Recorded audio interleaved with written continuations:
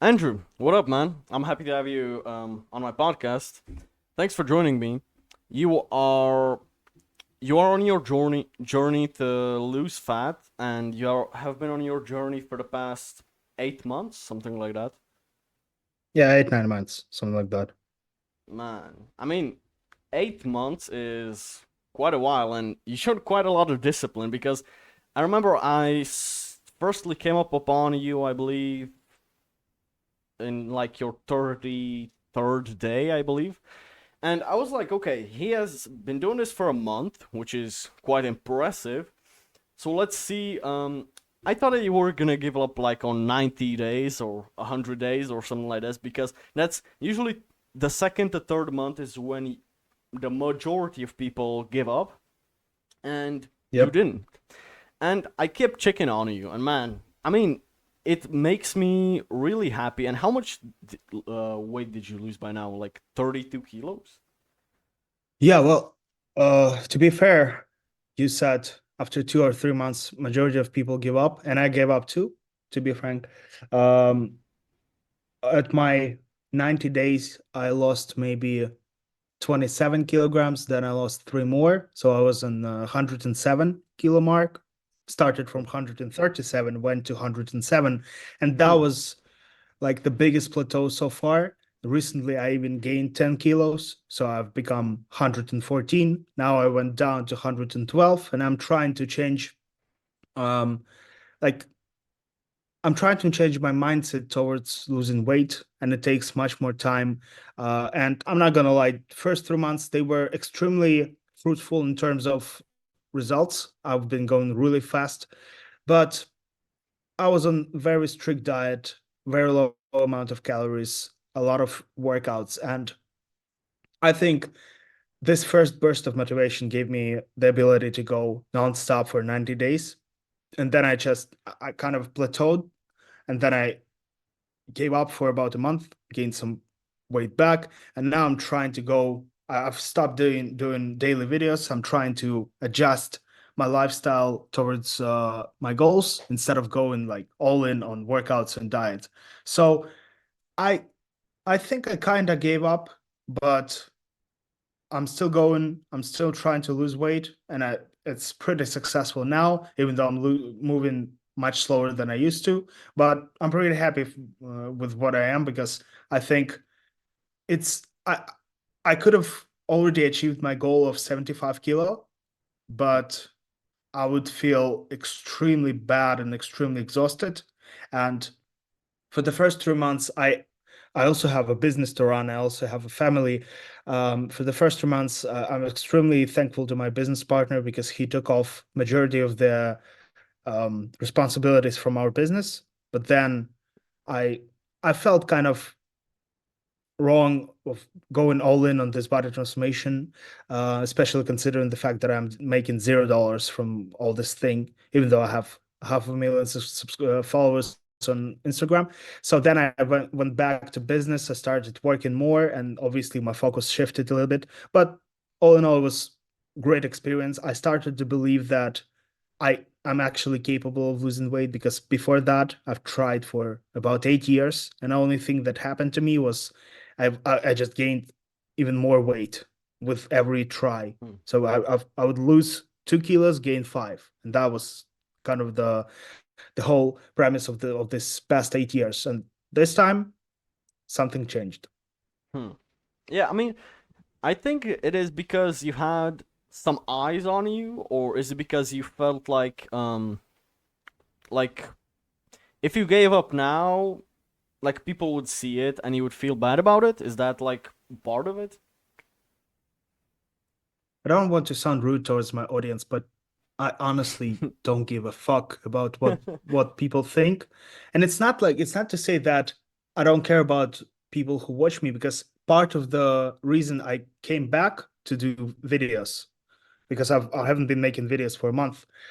Part of the reason I came back is because I continuously saw messages in my DMs that people say, "Oh man, you're an inspiration. Please don't give up. I started my own journey because of you." And that was a part of the reason I came back. But also, um, I would say the reason I gave up after 3 months is because I had so many people watching me from the beginning. I was quite lucky. My first video got 21 million views in a month's time. I've got 500 followers in less than a month, I think. So yeah, it has its downsides and its upsides, but all in all, I don't think that this time I continued and didn't give up in the beginning because of the people. Yeah, it played its role definitely, especially in the speed and the pace I was going in. But I think this time I didn't give up because my mentality changed because of the business. And I've learned a lot of lessons in the past few years in my business, and I've matured as a person. I've become like I definitely become an adult in the past 2 years because before that I would say I was still a young man. I don't consider myself a young man anymore. I consider myself like a man. So I think that was the main reason why I didn't give up. Hmm. I wanted to ask you about the videos because I really liked your edits and everything, and I wanted to ask you because you're busy, you have your own business, you have family, you have stuff going on. If you hired an editor, or if you're actually having time of your day to edit the videos. I think the initial again, I come from business. I've been an entrepreneur for about 4 years now. Before that, I was working as a software engineer, and I was always trying to find some some competitive advantages in anything that I do, some leverages. So on Instagram, I saw the Russian speaking guy doing the same thing but with alcohol addiction, and I saw Hmm. the format. So I already had the idea of what I want to film, but after I saw his format, I adjusted mine a little bit, and it was kind of a proof of concept of what he was doing. He gained about 120,000 followers in about 3 months. My success was a little bit more because of two reasons. First, I was doing my body transformation journey in English. Obviously, more people speak English. And second part is because the topic of that um, of my videos are losing weight, which is applicable to more people, especially in the West.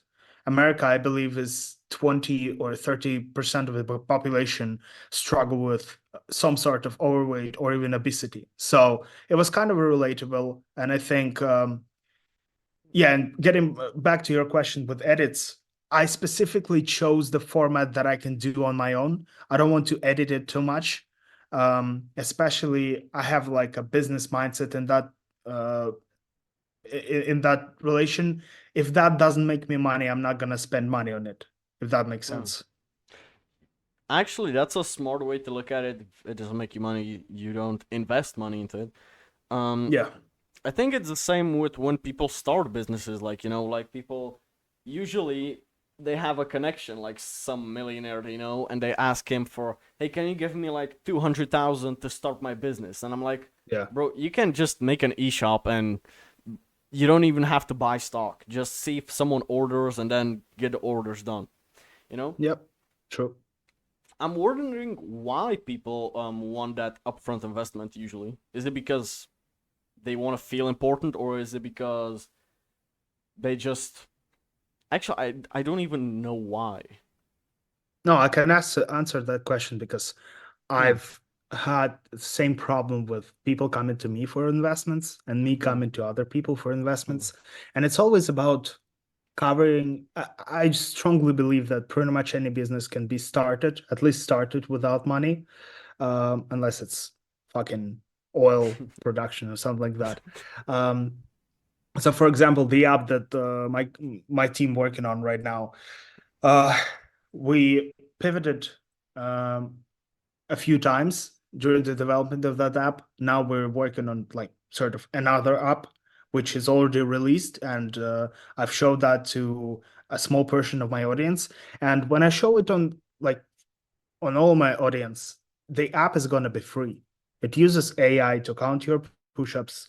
You can also challenge your friend. So basically, I can send you the link, like Zoom link, and Mhm. you'll open the app, and we can both do push-ups, and we're gonna see the counter, and in the end, we're gonna see how many push-ups each of us did and how many seconds it spent. But we're gonna launch it for free because we need to gather the feedback from my audience. What would they want to see in the app? And when we have the feedback, when we have the roadmap for a year of development, let's say, then we'll have the plan for marketing. And then we can ask for investments with all the data gathered.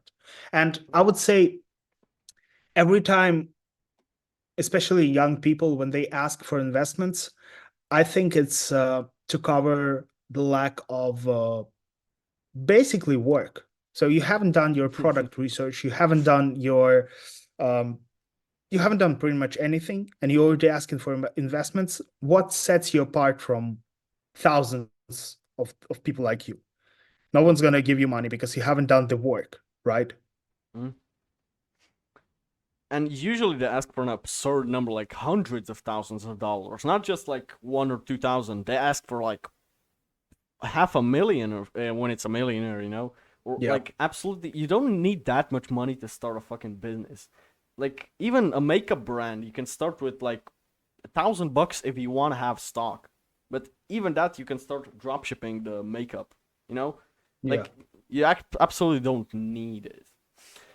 Well, I can't agree on that one because you're talking about a little bit less I would call it a little bit less harder businesses to start, like drop shipping and e-commerce if you're not having your own inventory. But in the niches that I operate in, it's app development, marketing. For example, to launch a fitness app, like a full-blown fitness app, you need $3 to $5 million because you What need the to fuck? test out different, yeah, you need to test out different funnels. You need to cover the development of the team, which costs about $150,000 to sometimes $500,000 per year per team. So if you want to launch a fitness app, that's going to take you a minimum $1 million for 1 year because the majority of those funds will go to marketing because you cannot move through influence marketing too much because not all the apps are suitable to all the audiences. You need to target the people you want to promote to, and that's only the paid ads. And paid ads, I would say that fitness and health is number two in terms of cost per acquisition of the user after fintech. So fintech, banks, crypto, it goes like it's the most expensive stuff. Then goes fitness, and man, you can go with even 500,000 with this kind of business. But what you're saying about the um, e-commerce, like makeup brands and stuff like that, when people ask about 100,000 or 500,000, that's always like no one's gonna give you that money because one, you don't have any credibility on the market. No one's gonna say that this guy has already launched a product or already launched a business and it's already been successful. You don't have a track record. And I can tell you, man, in 2024, no investor, no VC fund is gonna talk to you unless you have at least $10,000 MRR, monthly recurring revenue, in your business, whether it's a service, whether it's a software as a service, whether it's an agency, anything like that. Because investors don't really care about what product you do or how. Even in our case, we have literally working AI, and but if we don't show the numbers of at least users are interested in the app, no investor is going to work with us because they don't care. They care about how much money they need to influx in the business to make that business 100x so they can make a return, and then they can make some profits in year 2 3 years back. So when you talk about, when people ask, I think like if I were open to invest in anything, I would the last thing I would consider is young people who talk about e-commerce or starting a makeup shop. Like it's just I know how hard business is. I know that what you just described to me, Mm. I'd rather gamble this money than give it to 16-year-old. Honestly, Oh I man. would probably even burn it and film it and at least get some content out of it than give it to someone like you just described. Oh my god. I mean, yeah. Yeah, it makes sense. It's like betting on winning horses, when it's like betting on a horse with a broken leg in a horse race. Yeah, I wouldn't say no. It's I would give another example. It's like betting on a child of the horse. So you don't know how this horse is gonna be when it grows up, Hmm. because the a young guy who even has maybe some experience in business, he's still 18, 20. You don't know what's going on in his head. You don't really know what is his experience. And I would argue that I don't see many 20 years old getting investments, let alone Hmm. 16 years old. Hmm. First of How all, old? you're not eligible to get investment at Hmm. 16. And How old no, are you? to be frank, no one's gonna talk to you if you're less than 21. I'm 26. Hmm. Yeah, I thought you were like 25, 26. Yeah. Let's get back to your journey. Um, you when you started, you wanted to stop smoking too. Yeah. You were smoking only electronic cigarettes, or you were smoking like real cigs, like tobacco. I started with the real cigarettes, then I switched Mm. to vape, and then on if I'm not mistaken, it was day 7 of my body transformation when I stopped. And I was expecting, honestly, I was expecting a little bit more problems, but I've experienced something remotely like withdrawals from tobacco, Mm. well, actually from nicotine on day 1, and then on the second day there was not a problem at Really? all. Mm. Yeah, I can actually smoke a cigar or two here and there, but I don't really care about that anymore. Did you ever smoke weed? Like were you a stoner at any point in your life? Yeah, no, I smoked weed, and I like weed, but I would never recommend that to anyone because people react to that very, very differently. For example, in my case, I can smoke maybe a few times a year, and I treat that as some people treat mushrooms. I would Hmm. probably never try mushrooms, never tried it. I actually never tried anything besides weed. But what Hmm. weed gives me, unlike to other people, like they just get relaxed, I get very excited, very funny, and it serves me as a it kind of helps me to refresh if I got like if I've been working on some very hard project for the past like 6 months, I can have a joint and I'll have a beautiful evening. Then I'll go to bed. I'll wake up after 8 hours of good solid sleep and I'll Hmm. feel amazing. And the reason I still do it, I've tried first time I've tried about 3 years ago. The reason I can still smoke a joint is because I quite early I realized that it's definitely not going to be a problem for me. So nicotine was much more of a problem to me than weed. If I had the same problem with weed that I had with nicotine, I'll definitely stop smoking weed. Hmm. But I don't like it. I don't enjoy it. I treat it like like a break point.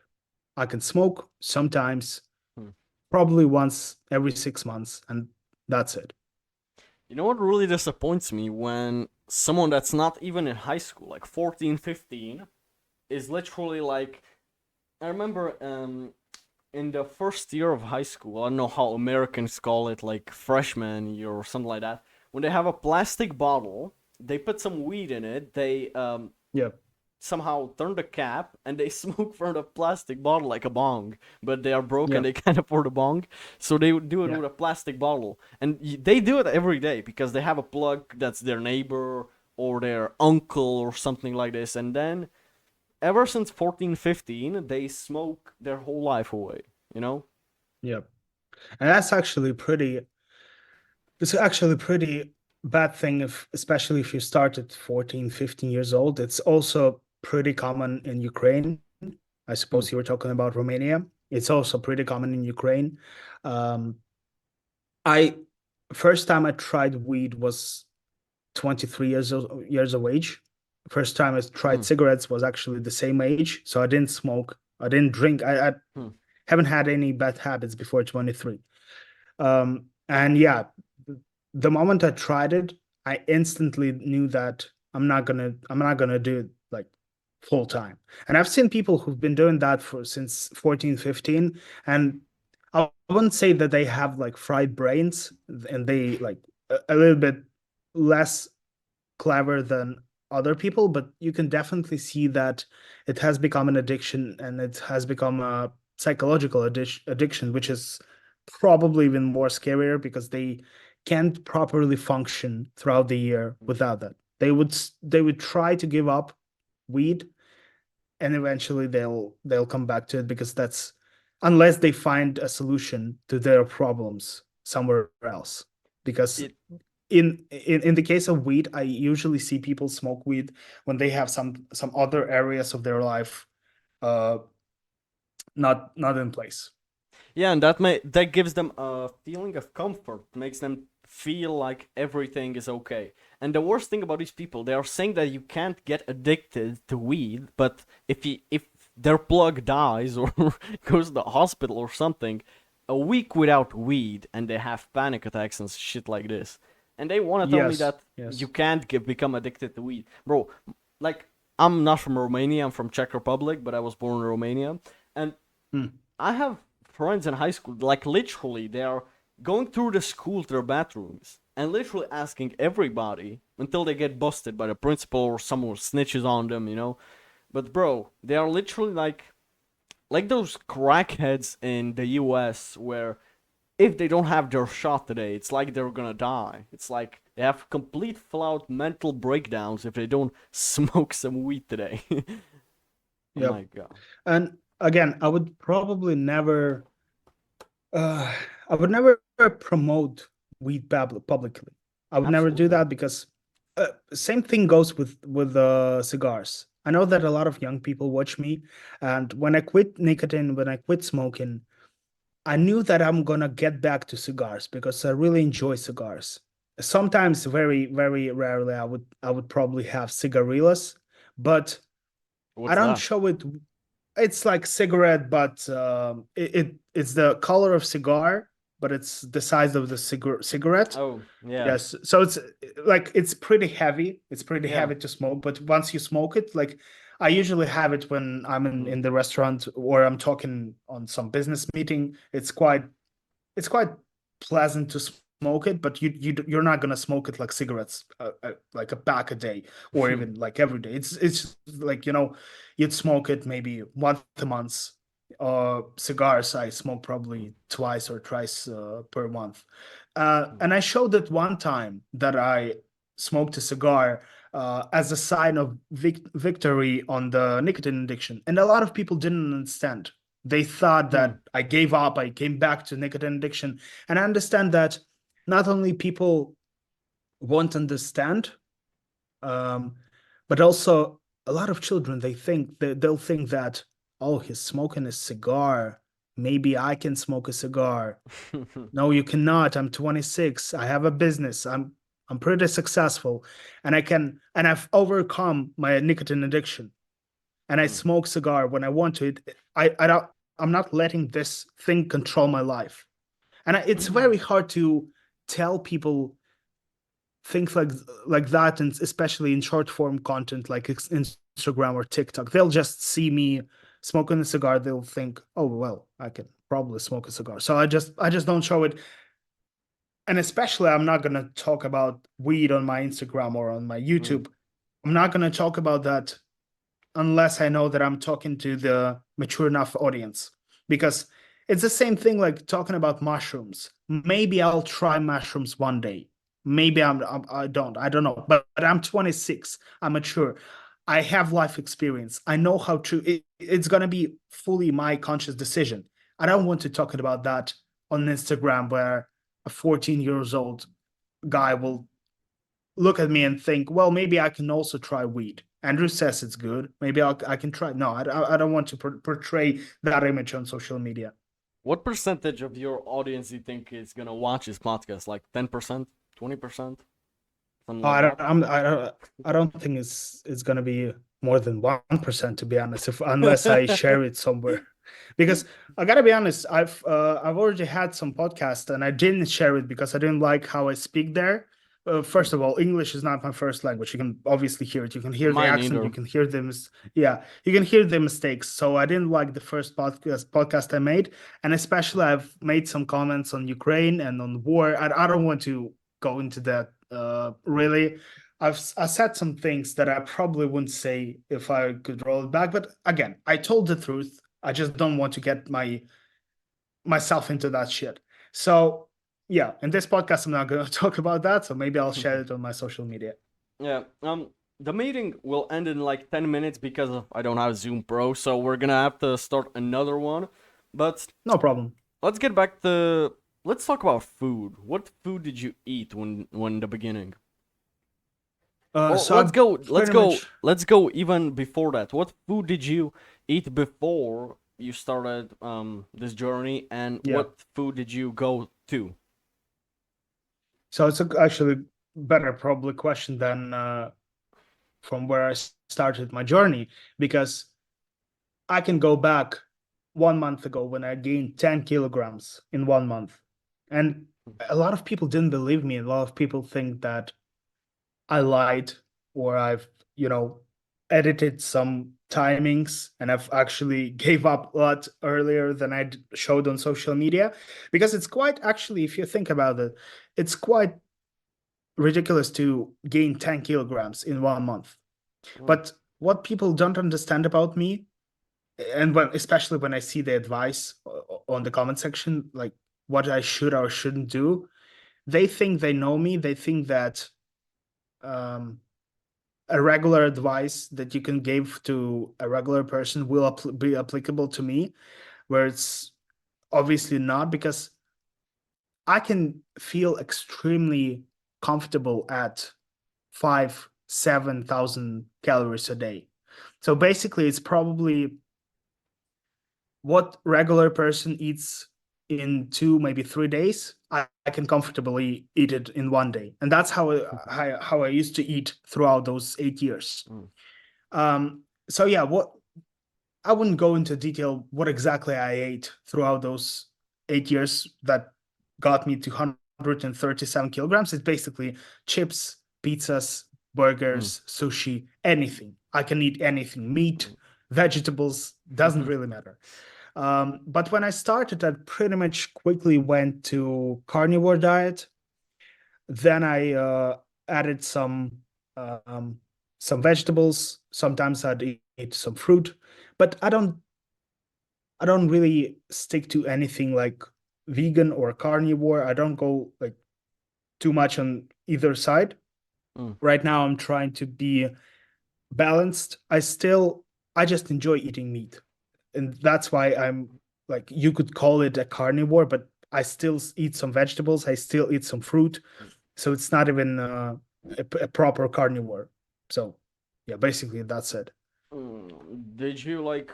Do you think food affects your mind and your thinking at all? Because I'm gonna tell you what it does for me. I think whenever I eat carbs, I become retarded. Like, literally. Um, I'm writing the second volume to my book, The Loop Escape 2.0, Networking. And the thing is, I tried. I had cereal with milk before that. And I was like, bro, it took me like an hour to write five pages. And I didn't even know. I was writing complete horse shit. And I can't focus on anything. Like, literally, I have my phone like half a meter away from me, and I instantly grab it and just start scrolling. And I'm mindless. I'm not mindful, and I don't even know what the fuck I'm doing, why I'm doing it. And I feel like when I'm fasted, the best time to do any work, either for my clients or to write my book or something, is in the morning when I'm fasted. Like 2 hours before I go to school, I wake up early and I do my work. And that's probably like the best time for me because Yeah. when my body is my stomach is empty, my mind is clear. You know, how Yeah. do you feel about it? Um, I'd say if that works for you, that's great. But what I've realized about myself is that when it comes to work, when it comes to business, when it comes to responsibilities, I don't care if I have an empty stomach or a full stomach, or I'm on carnivore, or I had Hmm. a bunch of pasta or cereal. I can perform at pretty much any uh, state of mind I because mean, I, yeah, but the effectiveness, I think it affects it a little bit, don't you think? I honestly not even a single percent because Really? again, you have to understand my backstory to understand what I'm saying right now. Mm, I had situations in my life when I used to work 48 hours without sleep, 70 hours with very little sleep. mm, I used to work about 30 to 40 days on two software jobs, which is, I understand it's not bricklaying, but I was looking at the computer screen for 18, 19 hours a day. And I had no day offs because I had to work on two jobs. mm, I had a very specific life circumstances. And that's when I realized that I don't really care about all that optimization stuff. But if you're talking like I think it's maybe 10% of the success. And what I realized is that on a shirt, on a shirt,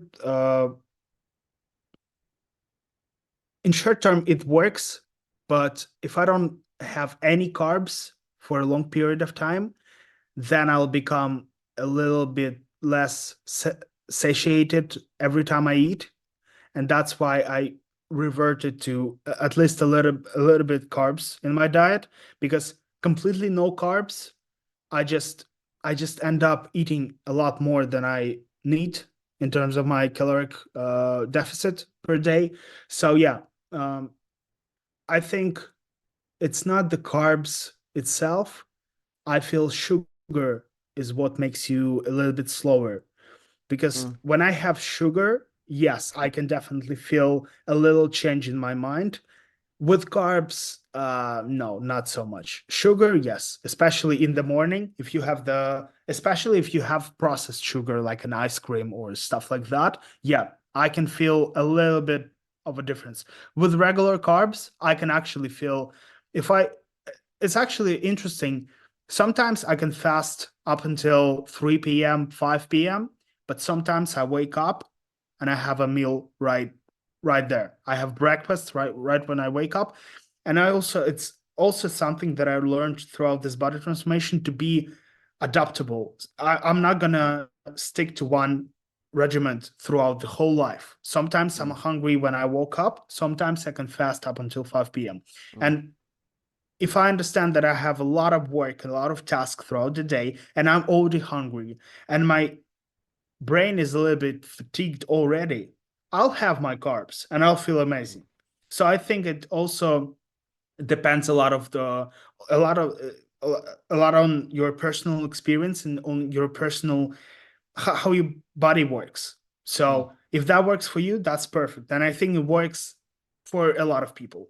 It doesn't really show much of a difference for me. It's actually sometimes it's quite opposite. Sometimes it's like in your case, but sometimes it's opposite. So I'm trying to be adaptable to how I feel today. Yeah, we have complete opposites because I cannot function whenever my body's digesting something. It's like I'm lazy. It's like I get really distracted. It's like my mind keeps telling me, "Man, this sucks. This is boring." Blah blah blah. It's like that little monkey in your head that's clapping.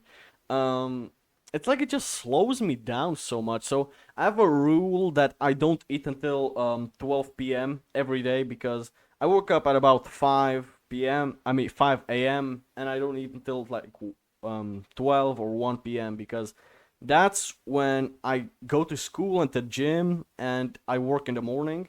And then when I come home, I usually have a meal and I watch usually a history documentary or something, whilst my body digests it. So that's my preference. Where were we at? Were we at food? I believe if food Yeah, affects your food. Yeah. thinking. I think I was mentioning like whenever I have a meal before my work, it's like I've completely slowed myself by 50% because I've completely messed it up. I'm Yeah. lazy, I'm lethargic, um, I'm not motivated at all to do anything. And yeah, you said you don't have the same problem, which is interesting. Now, I'm gonna say something. Whenever I eat real food, and this is a thing that's hard for me because I love sometimes just ordering a pizza that's I know it's somehow I know it's not healthy at all, and I know they might have put a lot of bullshit into it, but I love it. And the thing is, um, whenever I actually eat home cooked meals that my mom cooks, like eggs or some family dinner, bro, I like actually feel like a healthy human being. And whenever Yeah. I go a week like um ordering food that's unhealthy, eating chips when I'm in school because I'm hungry, I get hungry in school, and that's like Yeah. my time in school is where it's really hard not to eat something because all the classmates are eating something because Yeah. they don't care about mental health and stuff like this. And actually fasting throughout the morning, it's really hard. Yeah. So Yeah.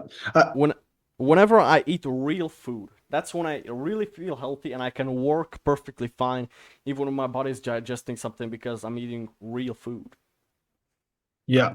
Um, I recently read a study about people who smoke and Hmm. people who don't smoke and how the life expectancy relates. And in fact, if you smoke and exercise, you're expected to live more than a person who doesn't smoke but Hmm. also doesn't exercise. So you can also extrapolate that to food.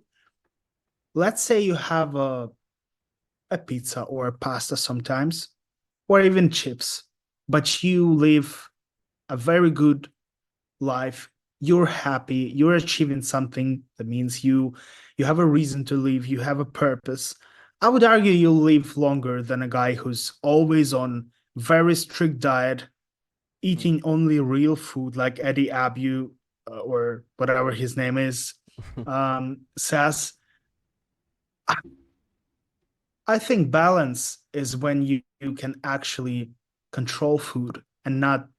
I would argue that all those very strict diets, it's another form of in control Hmm. of the food you eat. Because if you cannot allow yourself to eat anything besides proper real food, unless or you're just gonna go on a rant and start binge eating, then you still have bad relationship with the food. And I've been through that. Hmm. I've been trying to be very strict with my diet, and then I realized whenever I slip, I eat something off the menu, and then I start eating for a few days like crazy.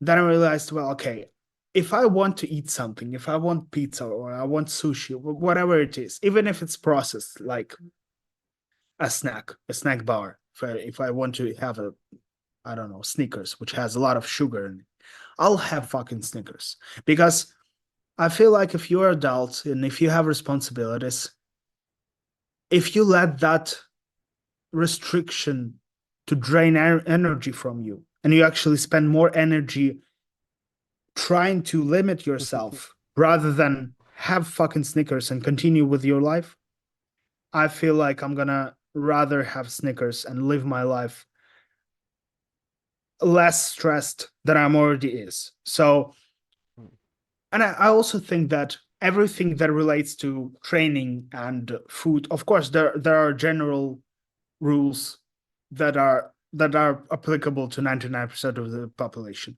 But I think in most cases you have to find your own regiment. You have to find your own the types of food you like to eat, the types of workout you like to train with. And I think only when you find something that suits you personally, that's when you're going to have some results. And that's when you're going to have your mental health in check, your physical health in check, and you're going to be overall less stressed person. I'm not saying happier person, because happiness is a very subjective thing, but at least less stressed. Hmm. So that's how I treat food, trainings, pretty much everything. Hmm. I keep thinking if this processed food makes me feel so. I feel like an artificial human. I don't know how to explain it whenever I can't even focus like at anything. And then in school, in class, everything is eating Snickers and stuff like this. Then nobody pays attention. I mean, it makes me wonder what do they put in those foods, in this stuff that makes you really feel like this. I mean, it surely Yeah, can't be nothing good for you. well, think about that from perspective of money and profits, I mean, yeah. because pretty much everything is money and profits.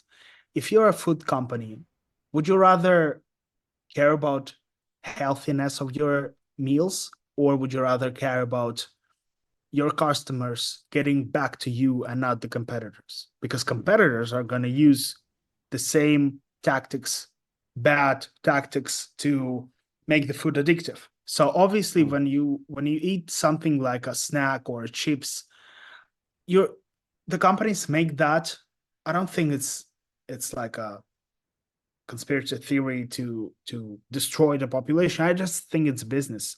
It's business Mm. wise to make the food as addictive as it's possible.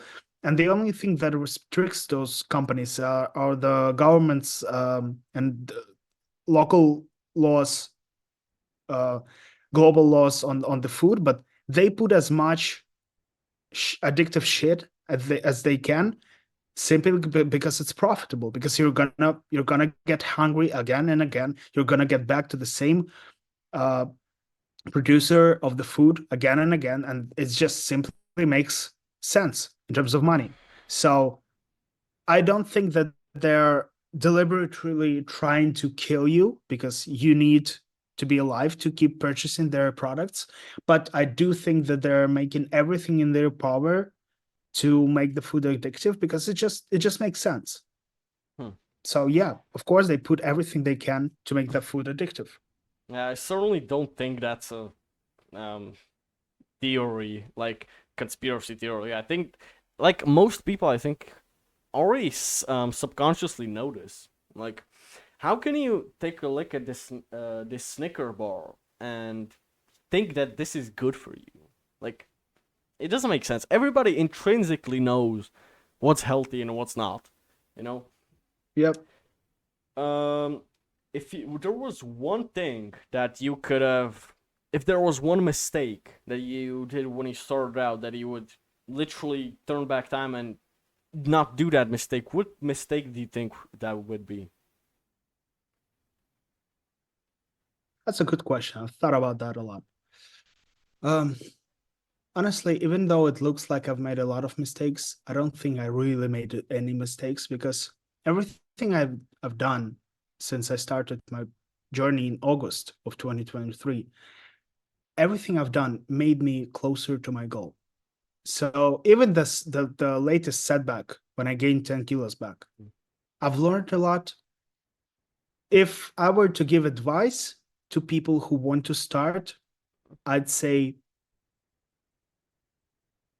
listen to yourself more, trust yourself more, because a lot of people told me that I should lift weights, and I fucking hate lifting weights. And if I stick to just boxing and if I didn't start lifting weights, I probably wouldn't give up, because when I started lifting weights, I hated the gym so much that after 9 days of my 90-day challenge, I just thought, fuck this body transformation, fuck this Instagram. I just didn't want to, I didn't want to even eat by the diet, let alone film videos. And that happened because I'm not blaming anyone. Everything is my responsibility, obviously. But a lot of people told me about the diet, that I don't eat properly. A lot of people told me that I don't train properly. You know what? if you like to play tennis and if you like to have one meal a day, have that. If that works for you, have that. If you like to have 8 smaller meals a day and you like to just walk outside, have that. If you have any results, have that. Do something that you enjoy. Because if you think from a perspective of those people who are trying to motivate you on the internet and they say you have to work hard. Yes, you have to work hard, but you have to also take into account that you have life outside this fitness thing. You have enough stress on your work, or especially if you run fucking business, that's a lot of fucking stress. If you have a family, if you have bills to pay, I myself have 3 families to feed. My family, my parents, and parents of my wife. So when you have so much responsibilities and you also have to stress out about fucking weightlifting that you don't enjoy because it's more optimal than boxing, I would suggest just stick to something that you can at least enjoy, because after 1 month, after 3 months, you're gonna all the motivation will go away. You'll probably see some results, but you're not gonna enjoy going to the gym every day. So when the process of even getting your things ready for the gym, your equipment, and getting to the gym is already unpleasant to you, at least make the workout there pleasant. At least make if you enjoy like vegan food, eat vegan food. If you enjoy carnivore, stick to carnivore. If you like to have balanced diet, have that. Because again, the less stress you have in this fitness journey, the more you're gonna last. It's just human nature. The humans will always pick the easiest route to have. So if getting back to your question, I'd say listen to yourself more and stick to something that is less stressful and that works for you. That's it. In your situation, it makes sense. You've got a lot going on, but I'm gonna say this. If you're like my age, like 16, or I'm turning 17 5 days, but if you're like 15, 16-year-old kid, you're just gone to high school or something like this, you've never really had any hardship or difficulty in your life, you've grown up in a family that's like a normal family, you didn't get beat up as a kid and stuff like this, I think that the best thing you can do is gather a couple of your friends, like 1 or 2 friends that really like the same things as you, and really force yourself, either to the gym or boxing gym or fighting gym, like MMA or anything, and have someone that's keeping you accountable. Because if you've never had a father figure that was really, really harsh on you, like literally, like if your dad never beat you up, which I've had, my dad never beat me up, and I've grown up pretty. I've grown up pretty soft. I'm gonna be honest, and it has only changed whenever I finally got a friend in the gym that really cared about me, and he actually called my phone number every morning when I wanted to sleep in. But he called me. I said, "Man, I'm gonna skip." He said, "Why?" "My leg hurts." He said, "You're a little bitch, bro. Like, your leg doesn't hurt. You just think it hurts." And he really always dragged me out. I think that the most people give up because there's nobody that's really, really hard on them. If you don't have any other really, really harding matter, like if you're in business, obviously you've got a lot on. But if you're like literally in high school, you don't have a job, you have all day long, you play video games all day. You need to have someone or older brother or a father or a best friend that's really gonna be fucking hard on you and it's gonna drag your ass out of your bed to the workout. And that's what I had, and I'm really thankful to my friend that really got me, like, lit that discipline, because he shamed me every time whenever I missed the workout because I slept in. I didn't sleep in. I saw him calling my phone, but I just didn't pick up the phone because I didn't want to hear him calling me a little bitch. Literally every single time when I finally got into the gym, he made fun of me. And although that might have been uncomfortable at the time, I've been training for almost 2 years now. I'm thankful for that because if I'm being honest, if it weren't for that, I think I would have been training like 1 day a week or 2 days a week. Like I'm literally training every day, and I'm having like Sundays off, but like every day is some muscle that I can train. And that's me because I want to be a bodybuilder. But everybody has something else. But I think that if you're someone that doesn't really have anything going for themselves, you should dedicate yourself 100% to something, at least something, whatever it is. Don't half-ass anything if you've got enough time and you don't have responsibilities.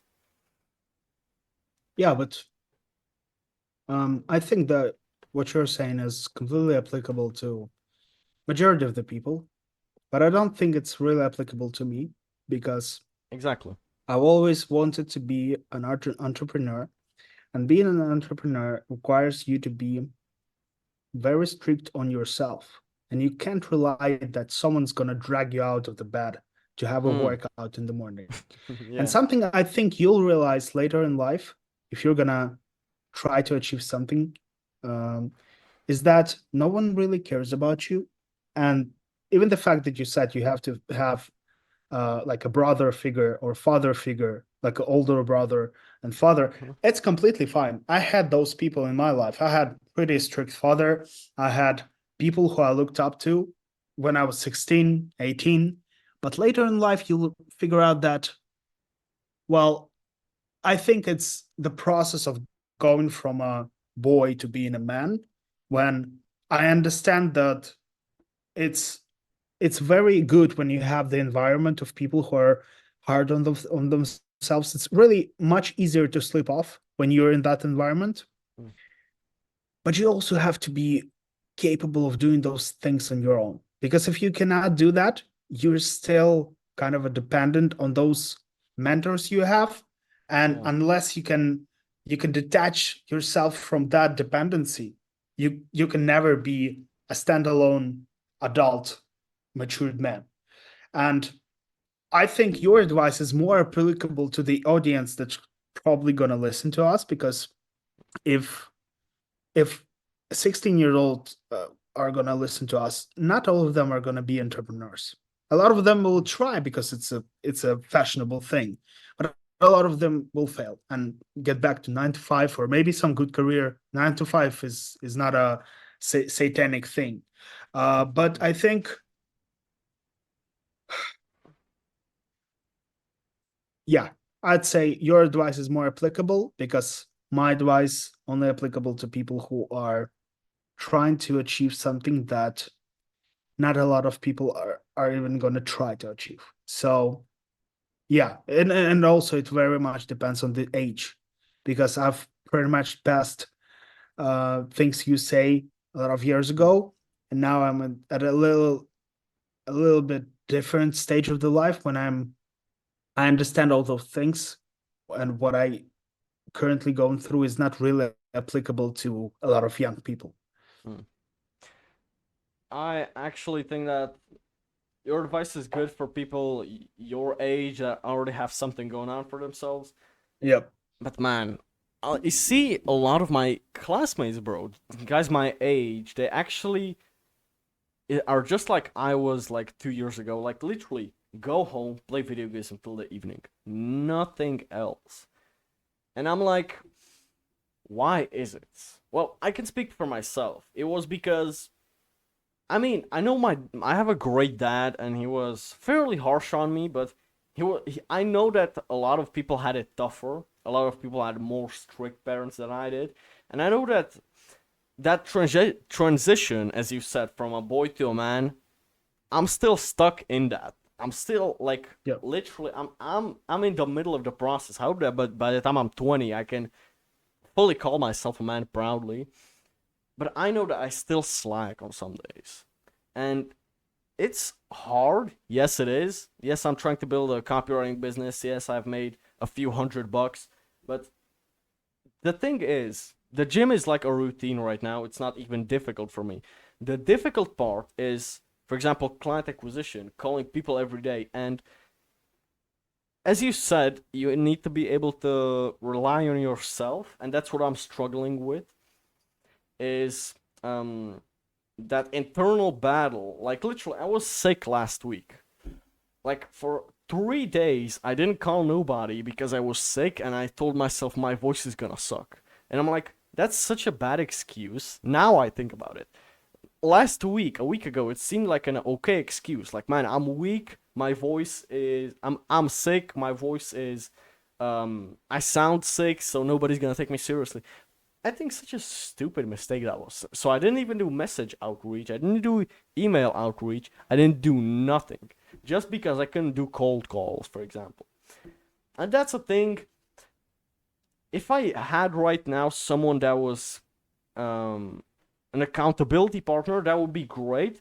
But I also think that right now this is a great opportunity for me to take the reins, like when you're riding a horse, to take the reins and take the horse to the water and then make it drink it. So make myself really be able to trust myself and rely on myself. I think that's a big part of becoming a man, which I'm struggling with. And yeah, man, I've tried doing task lists, and I still do them. I still have on my wall some pieces of papers of what I have to do, non-negotiables every day. And sometimes I don't do it, and I think that's a pivotal point where you have to face the shame for yourself. Yeah, don't you can't avoid it. Like a lot of dudes will distract themselves. I didn't do shit that I was lazy, but okay, let me just put on Netflix. Let me not think about it. I actually put a timer on like 20 minutes and actually think to myself, why was I lazy? And I started to think like it's because one thing I fucked up. One thing I slept in 2 hours. I woke up 2 hours late, and that compounded to my whole day going to shit. And that's the thing. You have to be able to pull through even when things are hard. I think and that's what I'm struggling with. But I think I've gotten better at the skill of discipline. I think I've really gotten better, and I can rely on myself at least with the cold calling. I think I can actually rely on myself every day to do it.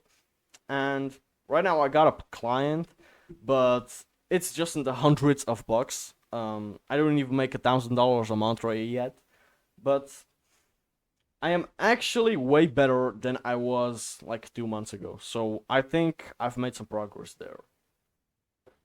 So I want to make some assumption based on what you just said to me. Mhm. First of all, there are two phrases that are very good, and I only realized them quite recently, maybe a few years ago. The first saying goes, a boy becomes a man when he realizes that no one's coming to save him. And Yeah. another saying is probably even better because it removes that father figure that you just mentioned. A boy becomes a man when his father dies. Oh, It yeah. basically means the same thing that when you actually have no one to rely on. And Yeah. I'm gonna be honest, man. I've had month when the revenue of my business was $350,000. Honestly, when you operate on that level, you don't care about motivation. You don't care about those little details. If I'm gonna be honest with you right now, you're just not doing nothing important in life yet, and that's why you care about being productive, thinking about non-negotiable list. I don't do none of this shit because when you have real business, when you have real problems, when you have a company of fucking 25 people and the war in your country starts and you have to take care of those people, you don't care about Mm. nothing at all. So my advice to you would be, honestly, instead of giving you, like, you can hear that on the internet, um do something hard, all that stuff, try to find some business that you can actually start making some money in. I mean, serious money, at least in terms of revenue, at least 10K per month, because that's going to teach you a lot more than books, podcasts, doing meditation, all that shit. Because I believe it's my opinion. All that stuff is like a coping mechanism for distracting you for really from really achieving something. Because when you really achieve something, and I've been in different positions in my life. When you really achieve something, when you are at a certain level and you talk to the people at the same level or even higher than you who are making millions per month, you realize no one talks about that 7 habits of a millionaire. No one talks Mm. about that shit. No one talks about fasting, carnivore, Hmm. vegan. What kind of workout you do? You see people who are obese. Maybe they're just overweight. You see people who don't care about their health, and you see people who care about their health. And you realize that, to be completely honest, I strongly believe that the amount of money you make has nothing to do with your discipline, with your how well you look, how well you are performing in the gym. Because again, you have to understand why all the fitness gurus or financial gurus are portraying that image, because it sells. A Hmm. perfectly jacked body sells the fitness program better than actual knowledge. A Lamborghini and a McLaren sells you a course much better than the actual knowledge. Hmm. And because it sells better, that's why you have an image that it actually matters. I've seen people who make tens of millions dollars per month. Trust me. You can see a guy who's fit, you can see a guy who doesn't give a fuck about his physique. It has no correlation, because you can look at my journey on the Instagram and think, well, this guy is not very disciplined. He gave up, blah, blah, blah. But you have no idea how I operate in business. You have no Hmm. idea what my discipline is like, because I can fucking destroy a lot of people in terms of work, in terms of responsibilities, and stuff like that. And I get a little bit emotional because I understand that you being 16 years old, you think those things correlates. And the only thing that where it connects is how well you can then enjoy the fruits of your labor in business. Because when I had a lot of money making in per month, um, I've I couldn't enjoy it. I was 137 kilograms. I was Hmm. a little bit depressed because I just couldn't enjoy my lifestyle, right? So yes, it's very important, but don't forget that your achievements in the gym doesn't compensate your lack of achievements in business. Those are Hmm. completely different things, because you can say that if you had a perfect girlfriend that you can treat as a future wife, but you're broke, you think, well, I at least achieved something here, and it somehow compensates. No, you have different areas of life that all needs improvement, and you have to work on them separately. They have nothing, probably, like maybe Hmm. a little bit intersections, but generally business, health, and relationships are not very connected. I would argue that business and your financial success are more connected with your relationships, because it helps to completely remove 99% of the arguing with your wife or your girlfriend. Hmm. So yeah, that was my advice.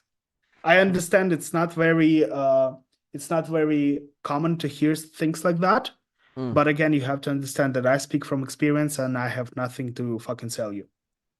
Yeah, I'm hearing this for the first time actually. Yeah,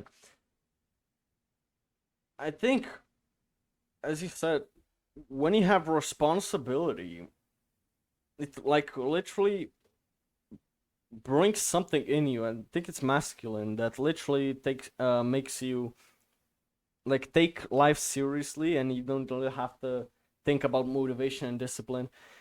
How can young guys that have nothing going on for themselves, how can they put some responsibility on them and some accountability, more like that?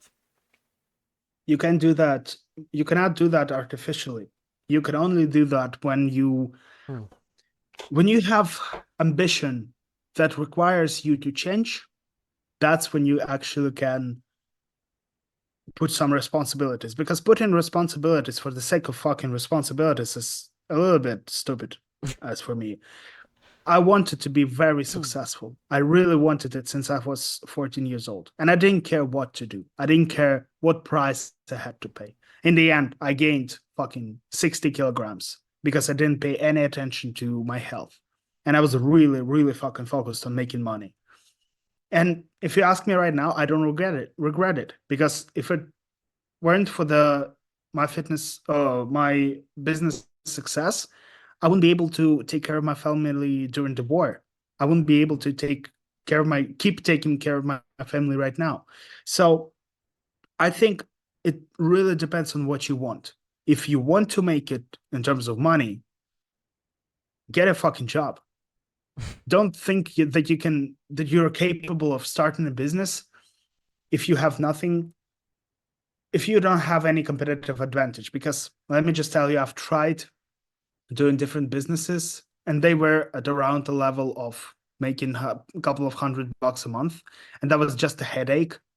But then I started taking life serious, and I've at the age of 18, I started working as a software engineer, and I've got a lot of experience in developing websites and developing apps.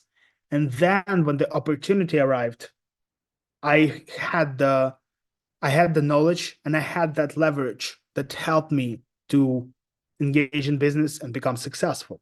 Because you have to understand that making profit is not normal. It's not normal to make any money, because if you think about the economy and stuff like that, you give people some value in return of money, and that should result in zero profits. Like it's how the things are supposed to be. If we're talking about normal, in order to break that normal, in order to make that profit, you have to have something that other people don't have. It is either connections or some knowledge, some internal knowledge, or you have to have some assets that other people don't have. All that can be called leverage. So if you want to be masculine, right? If you want to be become responsible, just pick something that you want to achieve some results in and start moving in that direction. That can be in our business. That can be some professional career in sports or music. Just get yourself into the environment when you can grow and learn something. For example, why I started working as a software engineer. In fact, I hated that job. I hated working as a software engineer. I hated someone telling me what to do, when to start working, when to stop working. Of course, I hated that, but I didn't have initial capital, right? I didn't have connections. I didn't have internal information. Neither I had assets. I didn't have the leverage to start the business. So I realized, okay, I'm gonna go where are the money? Back in 2016, when I started learning software engineering, I realized the money are in startups, the money are in tech. So I'm gonna learn tech. I'm gonna work in startups. I'm gonna at least get closer to how the businesses operate. And the way I started getting myself into something real was by me talking to the clients I worked for. And instead of discussing technology, I didn't care about tech. Instead of discussing how I'm going to implement a certain task, I would always ask, why do we implement that feature? Why do clients need that? Okay, you're looking for investors. Why are we doing this that way? So I was trying to digest how this businessman thinks. I didn't really care what my senior developer think about this technology. I didn't fucking care about that. I cared about what this businessman thinks about this product. How is he gonna sell it? How is he gonna position himself on the market? Because I knew nothing about business. I knew nothing about investments. I knew nothing about product development. I had to learn it somehow.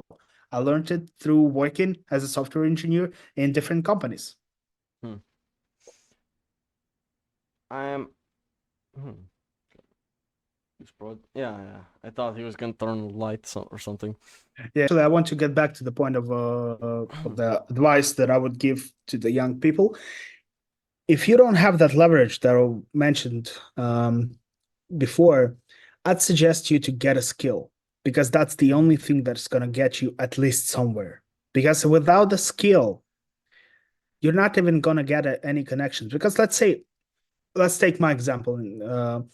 When I was starting in the business, we had a very, very niched, unique opportunity to get into business. And if me and my business partner, if we didn't have the knowledge about the technology and how to develop websites and apps, we wouldn't be able to launch that business because the app itself would have costed us thousands of dollars. And we had that money, but we had to test a lot of different theories. We couldn't allow ourselves to make mistakes because we also had to spend a lot of money on marketing. So let's say you're just a guy and you want to start moving in some direction.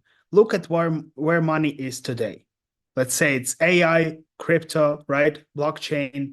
Learn something. Learn something that where you see that a lot of money being paid in terms of salaries, because that means that this niche or that area of the world is developing at the moment. For example, back in my days when I started at 15 or 16 years old, I saw that front-end developers, which is website development, like what you see on the website with the web interface, it was almost the highest in terms of salaries, and it was actually one of the easiest to learn. So I took that as a base skill set. I also understood very early on that I'm not gonna make as much money in the market that I understand the language of. So I instantly started to learn English because it was much better to make money on the American or European market. So I started to learn that as well. And I also it's kind of I was born with it, the ability to speak, but I also practiced how to sell myself first, and then that helped me on how to sell my services, how to sell my projects, etc. So for the people who are watching this and think where to start, I'd say get a fucking skill. No one needs you anyways. At least you're going to be useful to some people, and when you're useful for some people, you're going to be able to talk to them about something not maybe relatable to the task. So, for example, let's take copywriting, right? You can get a client who's doing very well in terms of sales of his offer. Let's say he's selling his courses and he needs very good copywriting. So apart from copywriting, you'll be able to talk to him if you're doing a good job. You'll be able to talk about other parts of his business, how he come up with this offer, how he come up with these systems, how he come up with his sales team, how he come up with where he gets fucking clients. Because user acquisition is one of the most important things of every business. Marketing, everything pretty much starts and ends with marketing, right? You No matter actually how, learn things. You learn things of when you course, speak with these yes. people.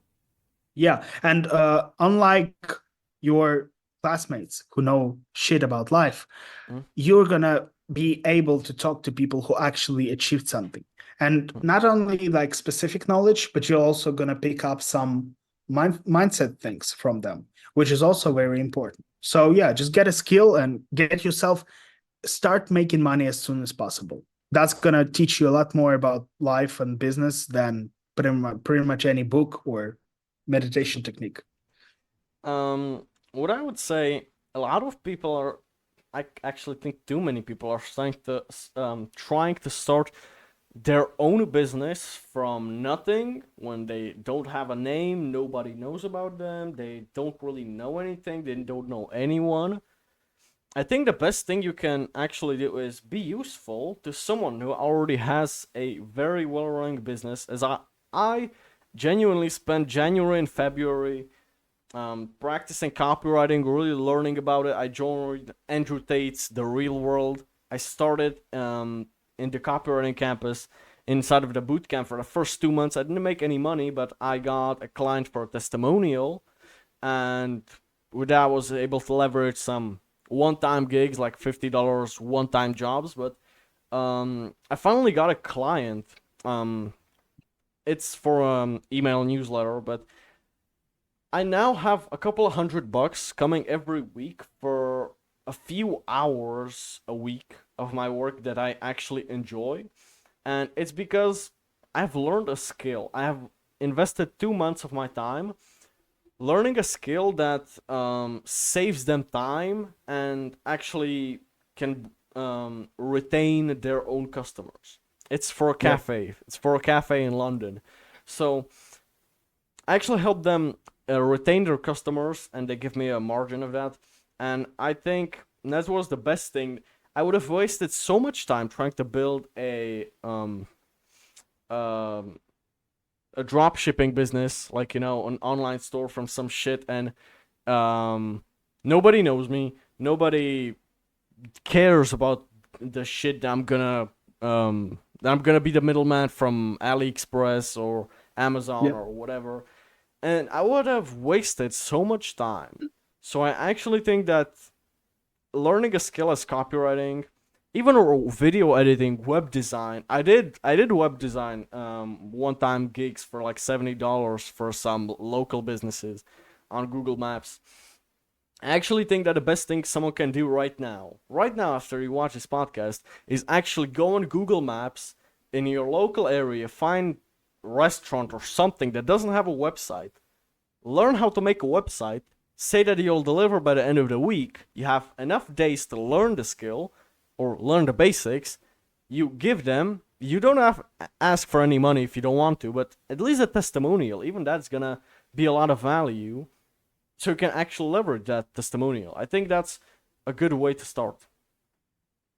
Yes, but you have to also understand that what you just said about your own experience with the working with the clients, you can go to Upwork and get making gigs for $50, but you can also find a higher ticket client who's prepared to pay you $100 or a few $100 per week with much less work. And the same applies to business. You can be working extremely hard, you can be trying your best, but unless you find, again, as I said, a leverage or something unique or something where the competition is not so bad, like in e-commerce or drop shipping, unless you find that, you're not going to see real money and real growth. Because throughout my business experience, I've only made money when it was extremely easy. It was extremely easy. I made most of the money, and it was when it was hard, I was struggling. I was trying to hire the best people in the market. I was losing tens of thousands of dollars per week on the team, on the tests, and I've ended up having nothing. And then some other opportunity comes in, and we spend an hour a week doing doing fuck all, making fucking hundred thousands of dollars, because it's only the leverage that makes you not only. I'm not talking about making your life easy, but what I'm talking about, that if you're gonna do something that a lot of people do, you're gonna end up fighting for every fucking cent, right?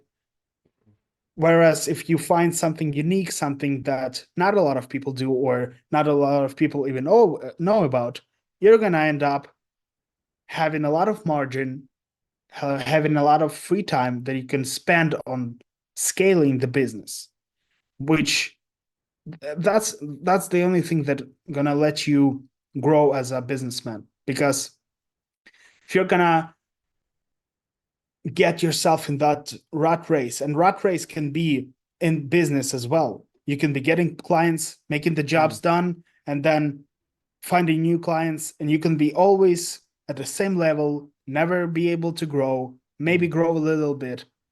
So you have to also focus on finding those opportunities, finding those leverages, and you can only do that through connections, finding right people, and again, getting back to the skills.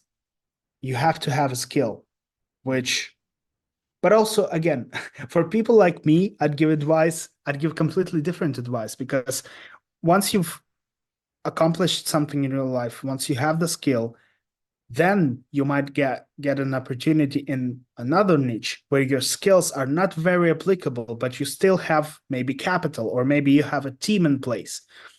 And if you want to be an entrepreneur, the last thing you should do is put a label on yourself, like I'm a copywriter, or Oh I'm my a God. software engineer. Yeah. So at certain point, it's good, but then you have to be adjustable, adaptable to the market, and maybe tomorrow you'll have a business and video editing, completely different niche, but still your skills will be somehow applicable, but you also have to be adjustable. So businesses, I'd argue that business is the hardest thing on the planet. It's much easier to have good relationships and good health if you don't have like some serious problems than to build actually successful business, because a lot of people are healthy, a lot of people have good relationships, not a lot of people have successful business. Yeah, as you said, labeling. Whenever I see someone start a pitch, for example, or a outreach DM with "Hello, I am a copywriter," I'm like, oh my god, like that's like Chat GPT shit. Like, no, actually, most people don't even know what a copywriter means. Like copywriting, I can copy things myself. No, thank you. Yeah. And that's actually how you start is pretty important, especially in outreach, you know. But I'd I'd take a look at the templates, free outreach templates online, and do the avoid those, because that means that a lot of people are gonna be using those. So I suggest try to make your own opener and your own close on the outreach. And I did that for myself. I'm not gonna tell you guys how I open my outreaches. I all the time I take that out because I don't want you guys to use the same opener as me. But it works for me. But the opener is not as important as the pitch itself. And most of you, I would say, because I've seen even in the real world in the copy review chats, bro, so many people literally put in chat GPTs, and I can tell in the first 10 seconds of reading it. Um, I feel like people are even lazy to write themselves, or like I don't think it's hard. I don't think you need an AI machine to help you write, I don't know, 6 sentences, 5 sentences. I think you can do that on your own. But it takes up like 25, 30 minutes of your time to really construct a really good pitch if you're doing it for the first time. So I know that takes a lot of brain calories, but I suggest change it up a couple of times. Don't be too rigid with it. And try to make it your own. Don't copy what someone else is doing, and especially don't use any chat GPTs and stuff like this. Yeah, I but hmm, also listen, if I can give you advice from another perspective, from a client perspective, because I get a lot of messages hmm. of people wanting to work with me, right? Oh. And that happened because of the Instagram, and that used to happen because of the business. Um, I think what let's talk about copywriting. If you want to get clients, I think I'm talking about from a client perspective. I don't respond for template like messages. And Hmm. the best thing you can do is to adjust your every of the message you write to people, adjust that to the person you're writing the message to. Because when you see that you just copy and paste it, even there's something very good, if you had a very good opener, but it's not adjusted to my needs, it's not adjusted to my Hmm. name, to things I do. I understand that Hmm. you're probably texted 200 people today, and you don't really specify on the on my problems, and I'm gonna need to. That's actually another thing that people don't understand. A lot of people text me about starting a paid community right now, and they always write me that, hey bro, look at the what we can do with your audience, look what we can achieve, look what we can build. And I always reply, I'm not interested, thank you. And they say, well, but it's free value to you. And I'm thinking, brother, it's free, it does look free to you, but for me, 1 hour of my time costs something. And if I Yeah. spend an hour of my time looking at the 20th fucking very poorly done presentation, I'm getting nothing. I'm spending time on your ass Mm, that cannot provide me and realistically no value. So if I were to outreach to the clients, I would always make a very unique offer to the particular client. So let's say mm, you want to be my copywriter, right? Write me things that I care about, right? At least try to adjust your opener to my needs, because otherwise I'm just going to ignore your message. I get tens of messages a day. I don't care about another business opportunity mm, from a 16-year-old. Let's just be real. So yeah, if you want to be if you want to get some leads from cold outreach, it's called cold outreach for a reason. I already dislike you because you're disturbing me. mm. That's fucking truth. If you're doing a cold outreach, you have to somehow get my attention.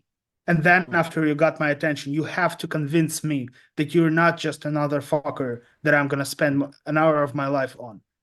And that's very hard to do, but at least put yourself in the shoes of the client that you're trying to pitch, and then you'll realize that, oh, actually what my opener actually sucks. I have to adjust it to the needs of the client. But you can mm. also only learn that from experience. I heard a thing, and I think it's true. People that are making above like 20, $30,000 a month would actually rather pay you money than pay you their time. And I think Yeah, that's true.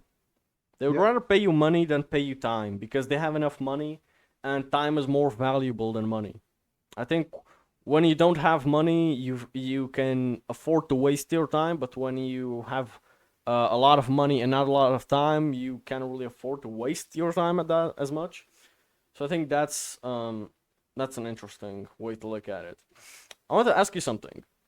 Is it harder to start or to stay on the journey? Whether it is fitness, whether it is online business, whether it is content creation, whether it is whatever. Think it's harder to start or to stay? It very much depends on the person. I can't Mm, extrapolate my own personal experience on everybody, but for me, it's very easy to start. I don't care about what people say. So I started my Instagram account. I didn't really care about that. mm, I can start any business, any venture. I can start any hobby like that. mm, What's really hard for me is to stick to it.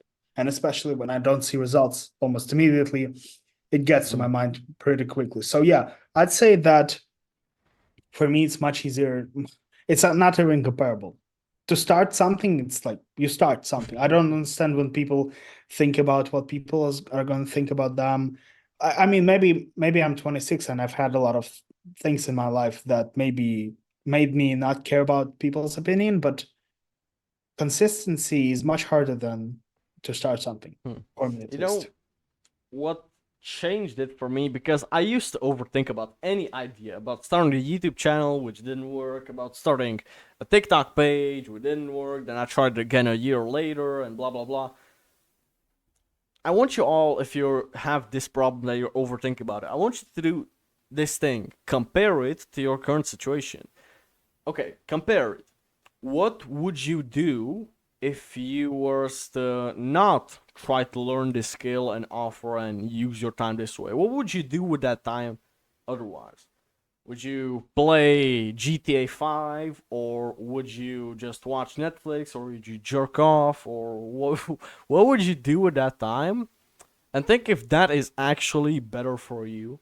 And if it's not, then there's nothing to overthink about. It's a it's a no-brainer to start the thing if the other option is a shitty option. Now, obviously, if you already have a business going on and you're thinking about starting a second one or something like this, now it's a little bit harder because you have something to lose, you know? I think I think you should really always compare the options and think about things logically and rationally, not emotionally and think it's gonna take too long and it's gonna be hard and gonna take this and take me that and blah blah blah. I'd say ask yourself what is Andrew Tate said this the best. What's the best move on the chessboard? So even if you're in a losing game, you should still always try to make the best move, not just give up completely. That's what Well, I I would wouldn't say. agree with this one because if Hmm. you compare life to chess, if the life is a chessboard, yes, you should always play until the end. But if you think about the chess match as a project, as a grandmaster say, sometimes you should just fucking resign and not waste everyone's time. And it's very Hmm. important with business too. Oh Sometimes shit. you start a project and you think it's gonna be successful, but someone along the line you understand this project has no future. You can actually achieve something, but it's more rational to give up right now and start another project. And as a businessman, you should always think of all the possibilities. And in fact, I've saved so much money by not doing some projects and just basically abandoning a lot of projects because I've somewhere along the line, maybe after 2 weeks after the launch, maybe after 2 months, sometimes after 1 year of the project, I realized that it's going to take me a lot more resources and time to achieve something. And I've already have the information I didn't have in the beginning. Hmm. So your advice sounds cool to 16 years old, but um, if you talk about business should not be about emotion. It should not be about motivation and discipline. It should only about be what it takes to make certain profits. Is the business scalable? Because sometimes you can be in a very good business that can make you 10 grand a month, but you can't scale it, or otherwise you're just gonna destroy the margin and go from, let's say you have a revenue of 20,000 and you make 10K in profit, so it's 100% ROI. And then if you want to scale it, it's gonna be the 10% ROI on 100 grand. So basically 10 same money, but with so much headache. Um, I wouldn't scale that business. And if let's say the world changes, something happens, and then your margin starts to drop, I would abandon that business and I would switch to other business. Why would I continue doing something for what? For the sake of not giving up? This is bullshit. And so in chess, I resign a lot of times. I play chess very unprofessional, very Me too. poorly, but yeah. Um, and I resign a lot of times once I understand that there's nothing for me to learn and there's no point for me to go to carry on. I resign because I'm spending time on the failure, on the project that is gonna fail. So why spend my time? My time is the most valuable resource I have. So it's you see, it's applicable to life, but it's not very applicable to business because in business you have to be adjustable. The Uh, most the basic point I was trying to make is to compare what the best move is, in your opinion. That was what I was trying to do. Compare if this thing is the ROI worth it. My Yeah. question, I have another question that I wanted to ask.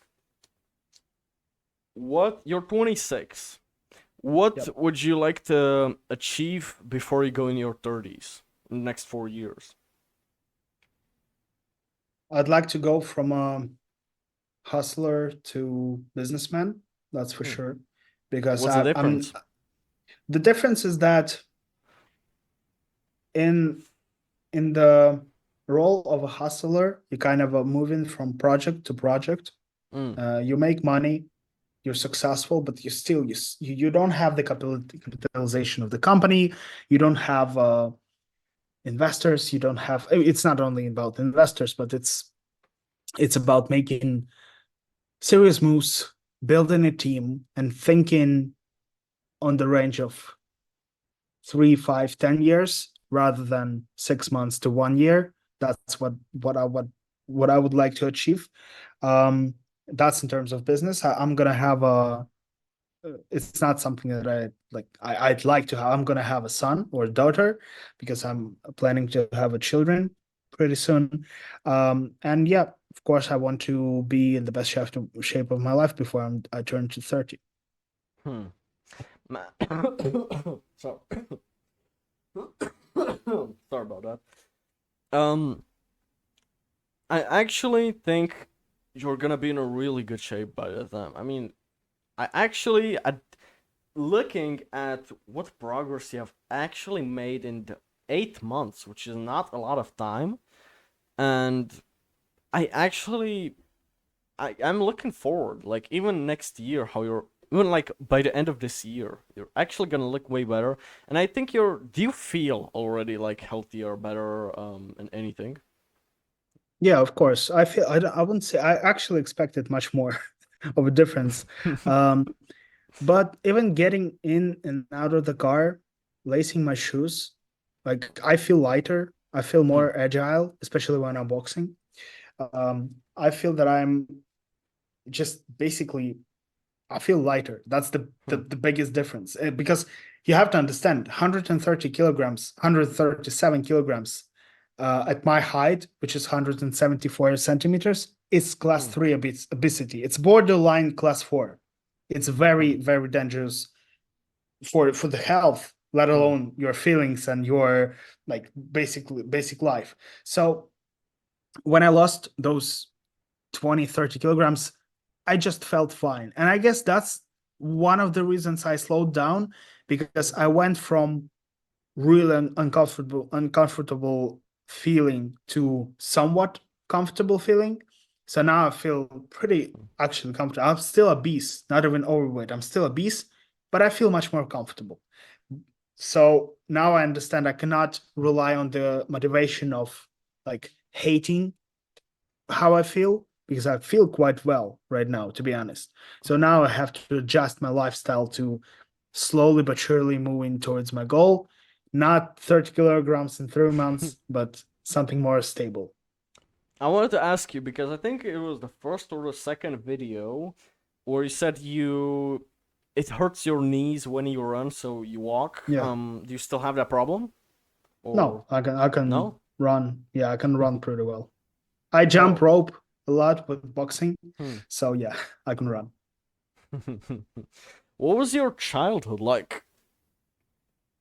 In terms of how I'm gonna race him or her or what? Excuse me, I didn't understand you right now. Perhaps I didn't understand your question.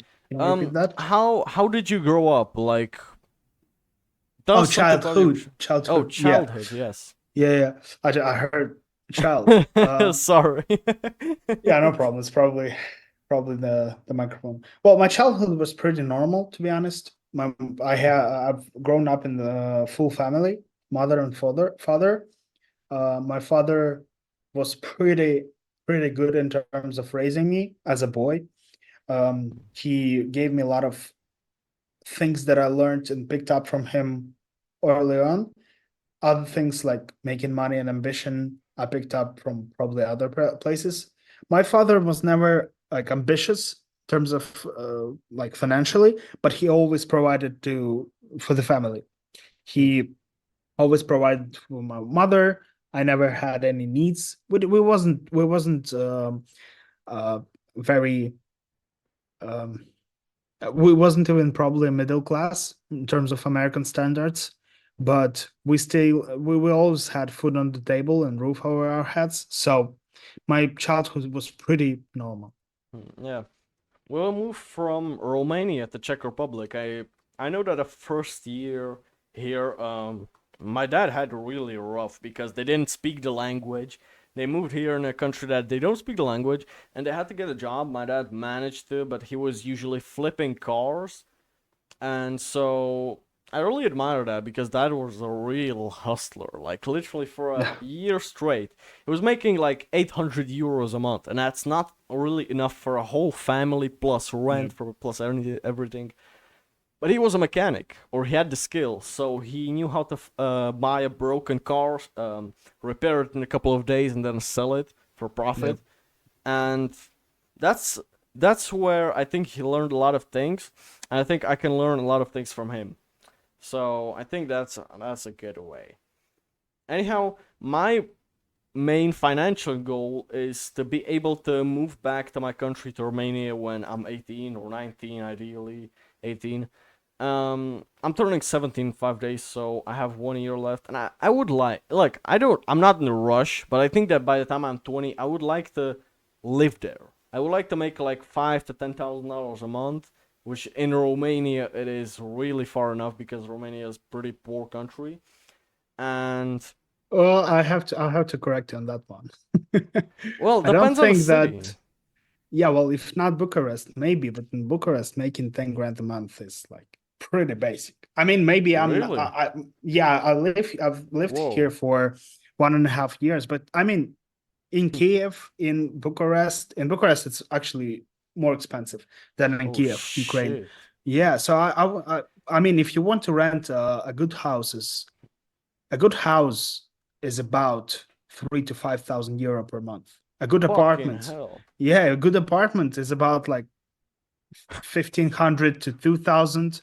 I mean, 10 grand is not Man. that much, Man. especially if you want to have car, if you want to have Mm, some good time, right? mhm, Go mm, out, go to restaurants, spend good time on man. hobbies. 10 grand is pretty basic. So it's a Mm, good. I'm not trying to diminish your goal, mm. but I'm not saying you're gonna live like a king in Bucharest. Yeah, I It's know. not. You probably think of Romania if you haven't been here for a while. You probably think about Romania like you would think about Ukraine, but those two countries are not that different from Czech Republic or even from Netherlands. Yes, they Mm, are poorer, but if you want to have a good life, you can have a good life for 10 grand in Czech Republic, in Netherlands, mm, and in Romania and get pretty much the same services. Yes, your rent will be maybe a little bit lower, but the mm, cars, the car price is the same.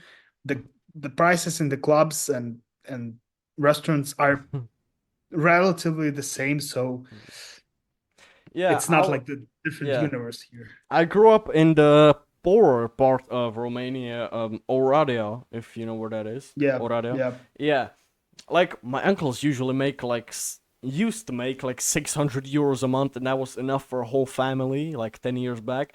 I don't know how it's now. I realized visited Romania like 3 years ago, and we used to go there every year, but because of COVID and stuff we can't travel really. But this year I'm finally going, and I can't wait to go see my family. And yeah, that's my main financial goal. That's why I want to work hard this year, and for the rest of my life, obviously. But this is when I want to take it truly seriously, because as soon as I turn 18, it would be so great to live in my country, at least for like 3 months straight. Whenever we visited, we had to leave in like 14 days because my parents had work here in Czech Republic, Yeah. and I couldn't stay there for a while.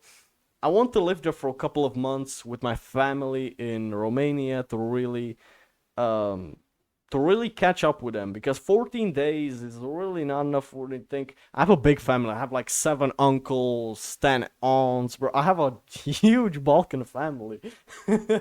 Yeah, So typical Eastern Europe. I yeah, know what you're man, talking that's about. so yeah, 14 days is really not a lot. And so yeah, I'd like to spend a couple of months there. I don't know if I want to live there like long term. Perhaps not, perhaps yes. I might see. But I know that I do not want to live in Czech Republic. I despise the people here. I grew up with them, and I want to get out of this shithole as soon as possible, because not because of the Prague and the big cities, the beautiful cities. That's beautiful. For the rich people, Prague and Czech Republic is beautiful. But I'd say that if you're a normal teenager here, like everybody is a shithead basically. Everybody smokes weed. Everybody, like, literally, there are homeless people behind below a bridge that are like fucking smoking crack or something. And like, it depends on which city. But in the big cities, yes, but in towns, life in Czech Republic is mid, like 5 out of 10. Like, really, like, in Romania was even worse, but here, I mean, I feel kinda safe, kinda, but I don't really feel safe, as safe, I'd say, but I think that everything becomes better when you have more money, alright? But I think, Yeah. actually, I don't even know about this. What's a good place to live once you start making like 10, 20K a month? I would, my guess, I'm just gonna guess because I've never been there, but my guess would be places like Dubai or Thailand because most people talk about it. But I would even say places like Poland because that's a pretty Christian country or religious countries. I think are gonna be the best places to live. Listen, would you rather live in Prague with 10K a month or in Poland or Romania with 1K a month? And Prague with 10K. Yeah. So when you have money, you have choices, right? And then you can actually travel and think for yourself because what you hear on the internet, it's the opinions of people Hmm. who share their own experiences. And even though they may be somewhat relatable, it's still their experiences. For example, I I've been to Prague and I really like the city. I've never lived there for a long time so obviously I don't understand it. But I lived in Poland for a short period of time. I would probably never get back there. But I have my own experience as a Ukrainian because Polish people they don't really like Ukrainians. Mm. And it's better for me to live here in Romania.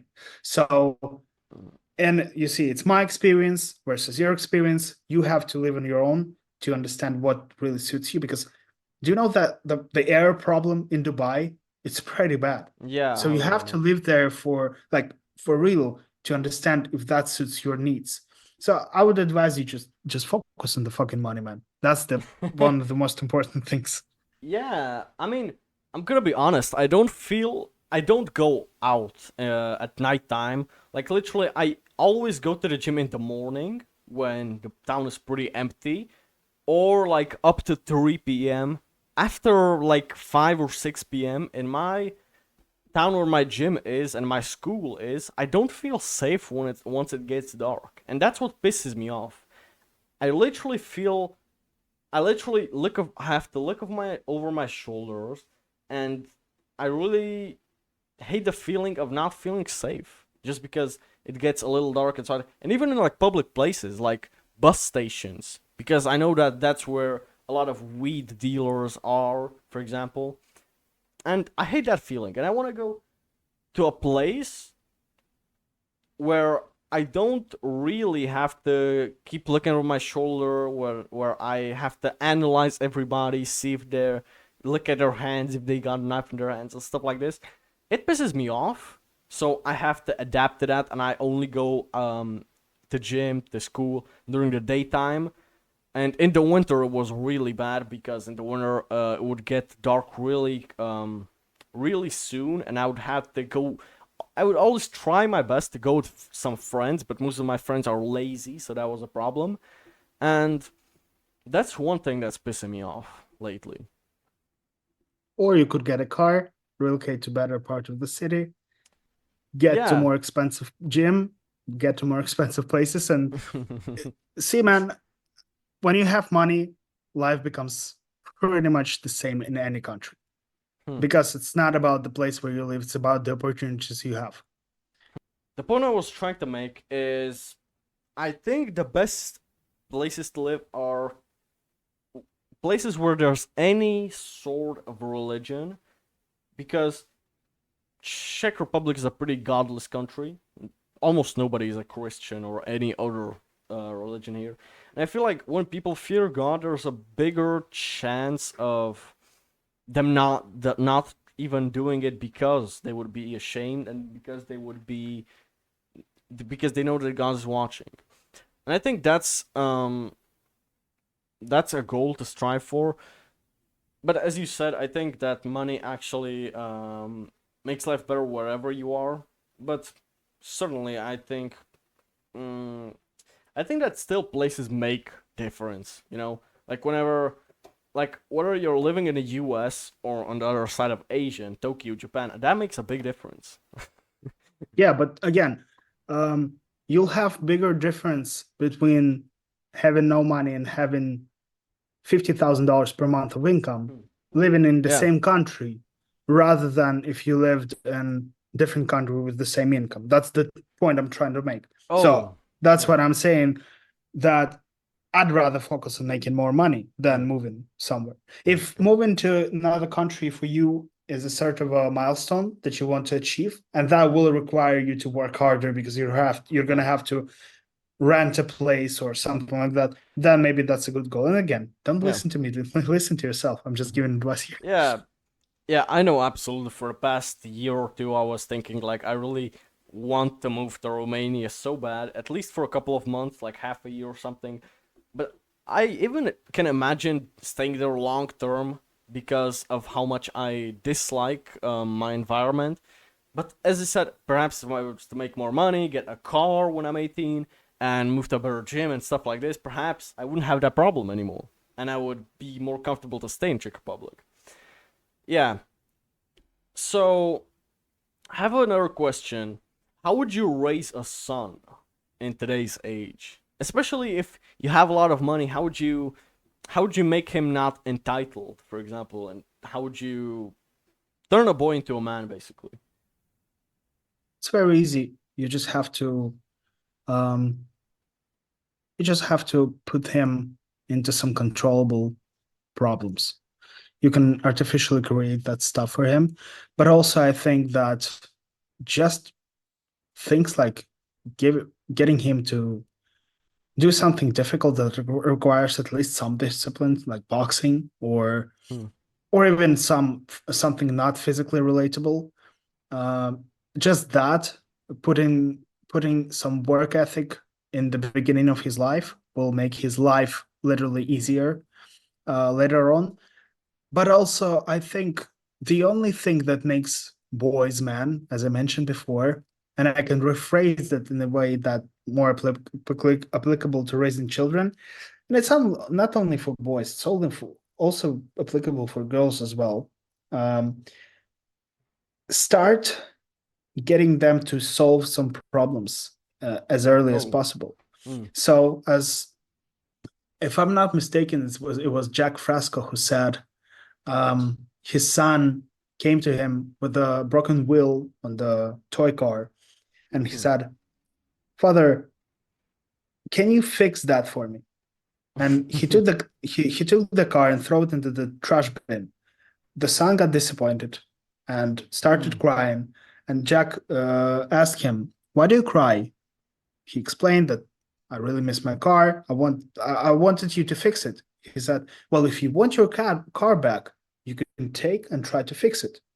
So instead of relying on his father Hmm. on that matter, at least that little problem, he started thinking how the this wheel system operates in this toy car, and he put it back together. It was a very easy problem to solve. But instead of solving that and for his son, he let his son solve that problem. And I think what it does to children is that it helps them to establish that neural connection that I can solve my own problems.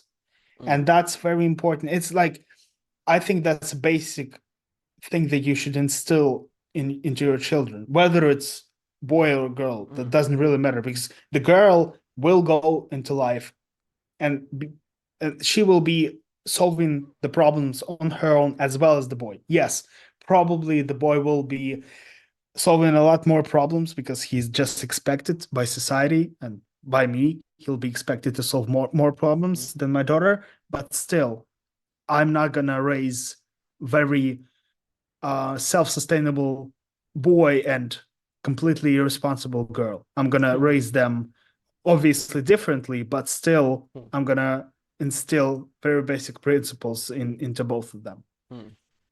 Did you have any idols or mentors or anybody you looked up to, whether it's a celebrity or someone in your circle, And this can be at any age, even when you are a teenager, but perhaps even nowadays, if you look up to anybody.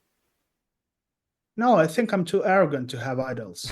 And no, it's actually it's also part of the me being mature is realizing that I'm too good to have idols. And that's Hmm, I can extrapolate on that point. And that maybe sounds arrogant. But hmm, if you have an idol, that means you can only go as far as your understanding of the picture of the idol, if oh that makes shit. sense. Hmm, Yeah, so you can pick up some good things from people. But if you have an idol and you are willing to waste your life on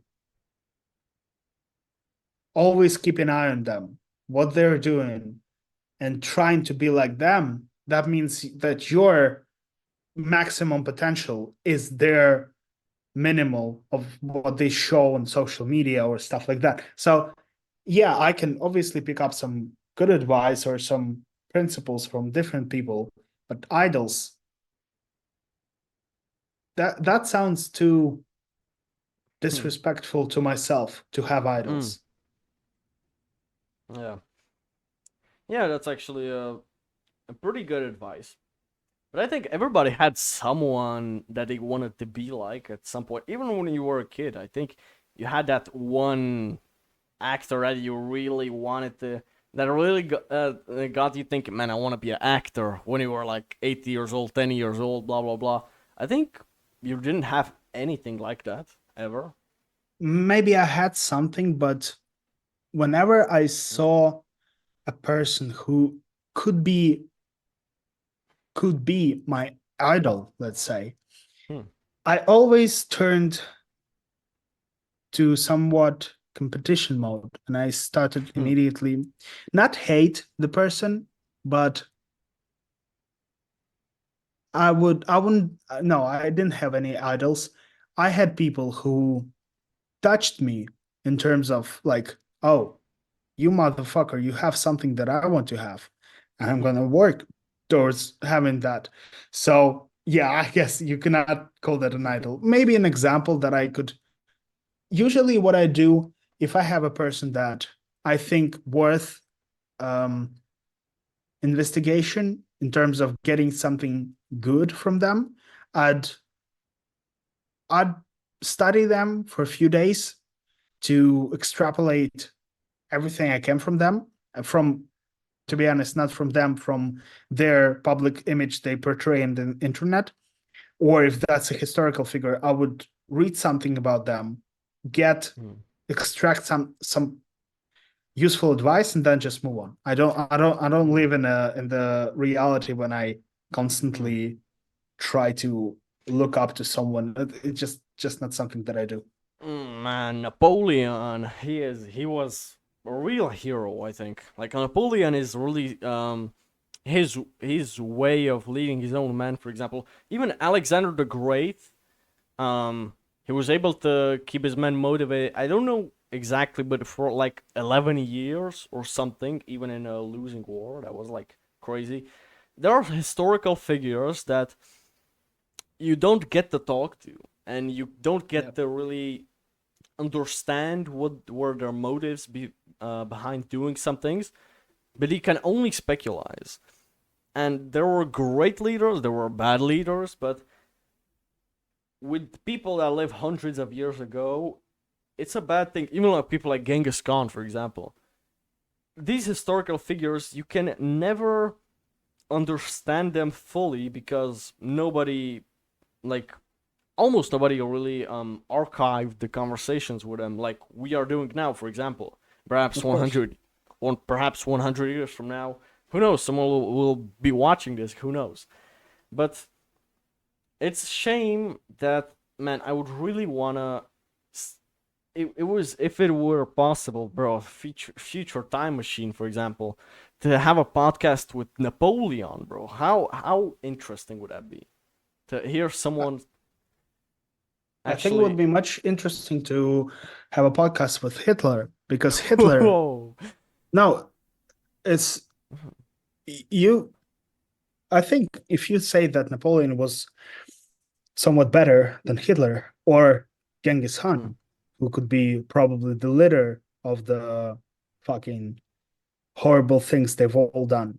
But that's what it takes to become a historical figure. What I Hmm. would really wanted to talk about with Hitler is because I believe that failure is a better teacher than the victory.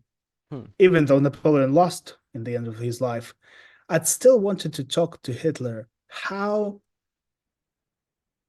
he fucked up so badly, how he went from prosperous 1930s to extremely bad 1940s. That's what I would Hmm. like to hear from his perspective. Because Hmm. if you think about it, Genghis Khan killed a lot more fucking people for a Hmm. lot less reason.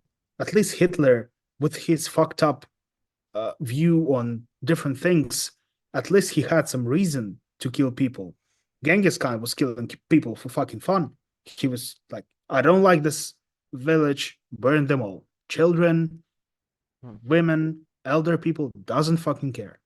He killed a lot more people, and yet he's still portrayed as a even somewhat better figure because he's probably not so relatable to us. But I would really want to talk to Hitler because he fucked up pretty badly, and he made so many mistakes, and I believe that he made a lot of mistakes not in 1940s. He made those mistakes a lot earlier when he was kind of polishing his worldview, and I really wanted to ask him why do you why do you think about certain things like that? Why did you Hmm. make those decisions? Why did if even if you don't like Jews, even if you think they're animals, they're pigs, okay, Hmm. whatever, that's your fucked up point of view, whatever. Why did you kill them? Why didn't you turn them to slaves? I mean, it's at least it would have been rational. So Hmm. yeah, I would want to ask even the Napoleon. I would wanted to ask him, why did you lost? Why did you lost power in Paris? Why do you think you lost in Moscow, in Russia, when Hmm. you fought the Battle of Borodino? Why did you lost those things? And I want not even the insights, but I would wanted to hear such. They are all arrogant. All of those historical leaders, they obviously extremely arrogant, and I would really be interested to hear their perspective on their losses because it hurts them the most. That would be Hmm. very interesting to hear such stories from people like that. In the times of Genghis Khan, I'd say like this was what the warlords usually were doing, right? Like, Yep. let's go take a look at some land. We don't know what we're gonna find there, but let's go take a look. A village full of people. What? Let's rob them, kill them, and we're gonna feel better. And that was their sort of dopamine. Nowadays, I mean, there was at least violence, masculine violence, even though in a bad way, in a very bad way, put it. But nowadays, you can actually achieve the same thing basically by fighting a guy inside of a squared circle. But most guys get their dopamine from video games, for example, from jerking off to girls they'll never fuck and stuff like this, you know? And I'd say, yeah, sure.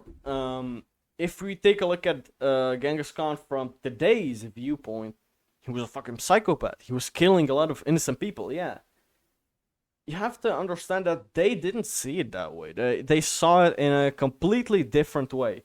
And it also pisses me off how many people do not understand, even at the basic level, why World War II, for example, started, or they don't know anything about history. And it's a real shame because so many people died for it, and nowadays the only thing they care about is the new TikTok trend, and they can't even pay attention to anything. And I also think that when I checked up on YouTube how the World War II started, a lot of those videos aren't really comprehensive. for the majority of people, you actually have to pay attention. And that's what most people can't do. They cannot pay attention because of TikTok. They're getting used to paying attention for like half a second. So they can't pay attention to a 2 hour documentary, for example. And I think that's one of the things that we have to get back because in school they have no chance. Kids in school have no chance of learning anything in school this way. Because how the fuck are you gonna pay attention for I don't know, classes in my country take 45 minutes.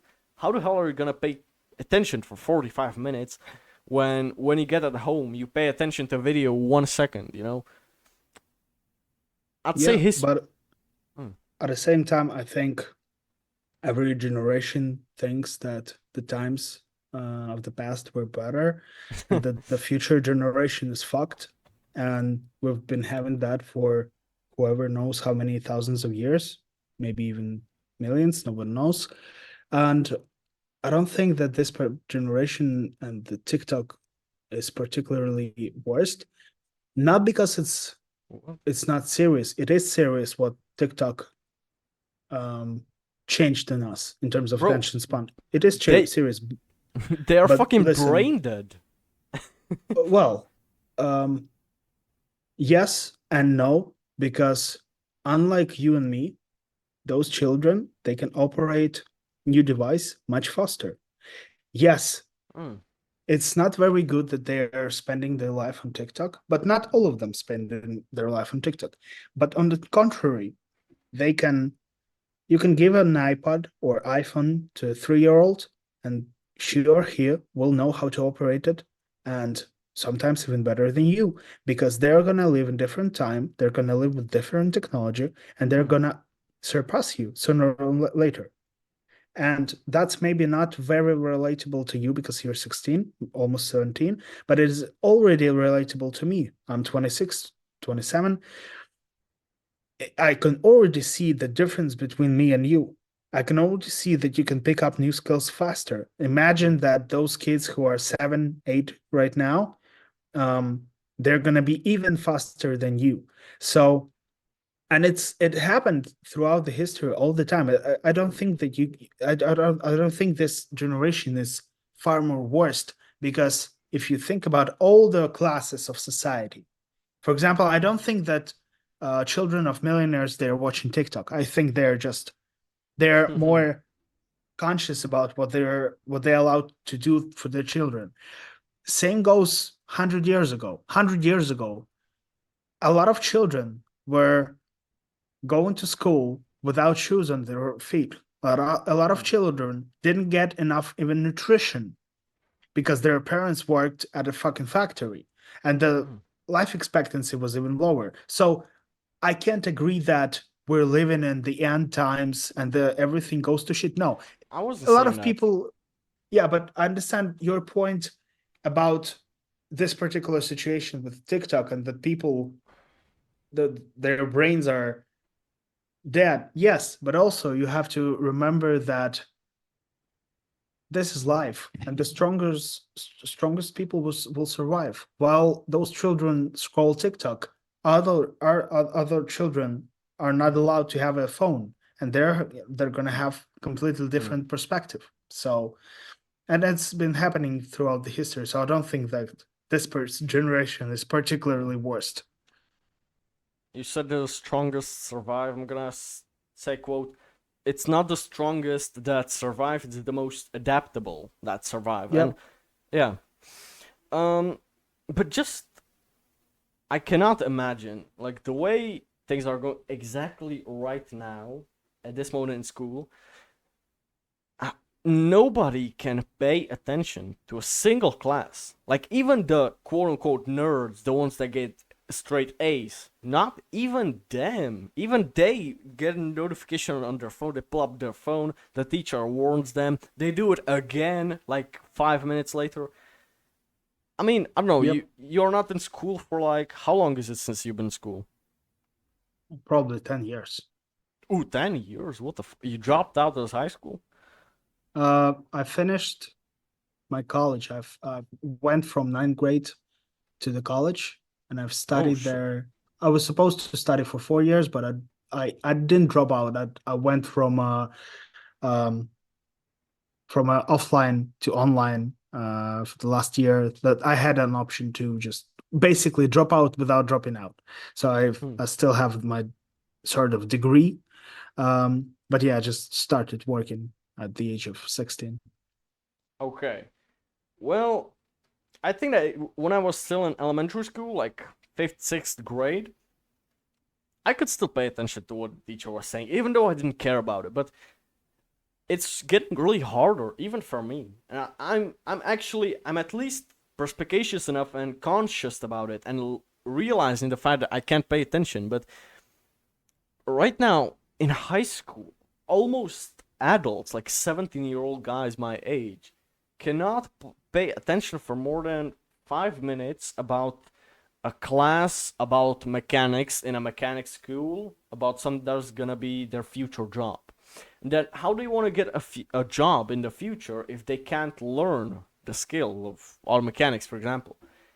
This is a thing that really not worries me. I don't give a flying fuck about this, but I'm actually a little worried about how the school system is gonna change. If it's gonna change, if it's gonna stay the same, people are not gonna learn anything in school because really 1 in 200 people can really pay attention for full 45 minutes. Like, I don't get it somehow. But it's not only the problem of attention span, it's also I went to a computer science course in my college, and yet I learned nothing about computers. I learned nothing about programming languages. I Hmm, learned everything on my own. I learned how to play piano on my own. I never went to any schools, and I hmm, learned the same way with software engineering. I learned nothing in college. So hmm, I don't think that the it really changed much in later times. And you hmm, said if they're not if they can't listen to a teacher for 5 minutes, how they're supposed to learn anything about the job? Well, what if the teacher is boring?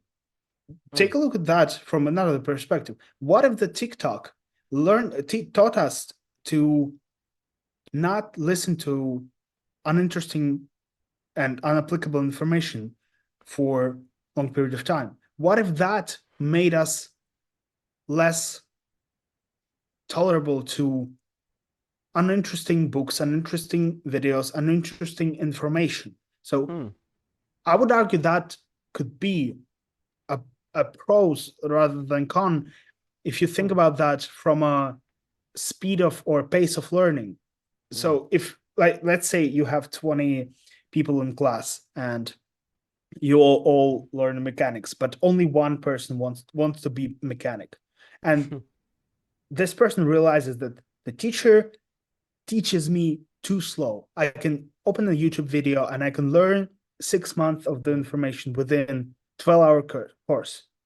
hmm, I would rather watch well thought, well put together hmm, course, which might be even on TikTok in the form of hmm, short form videos. So see, when you think about that, not from the perspective of the,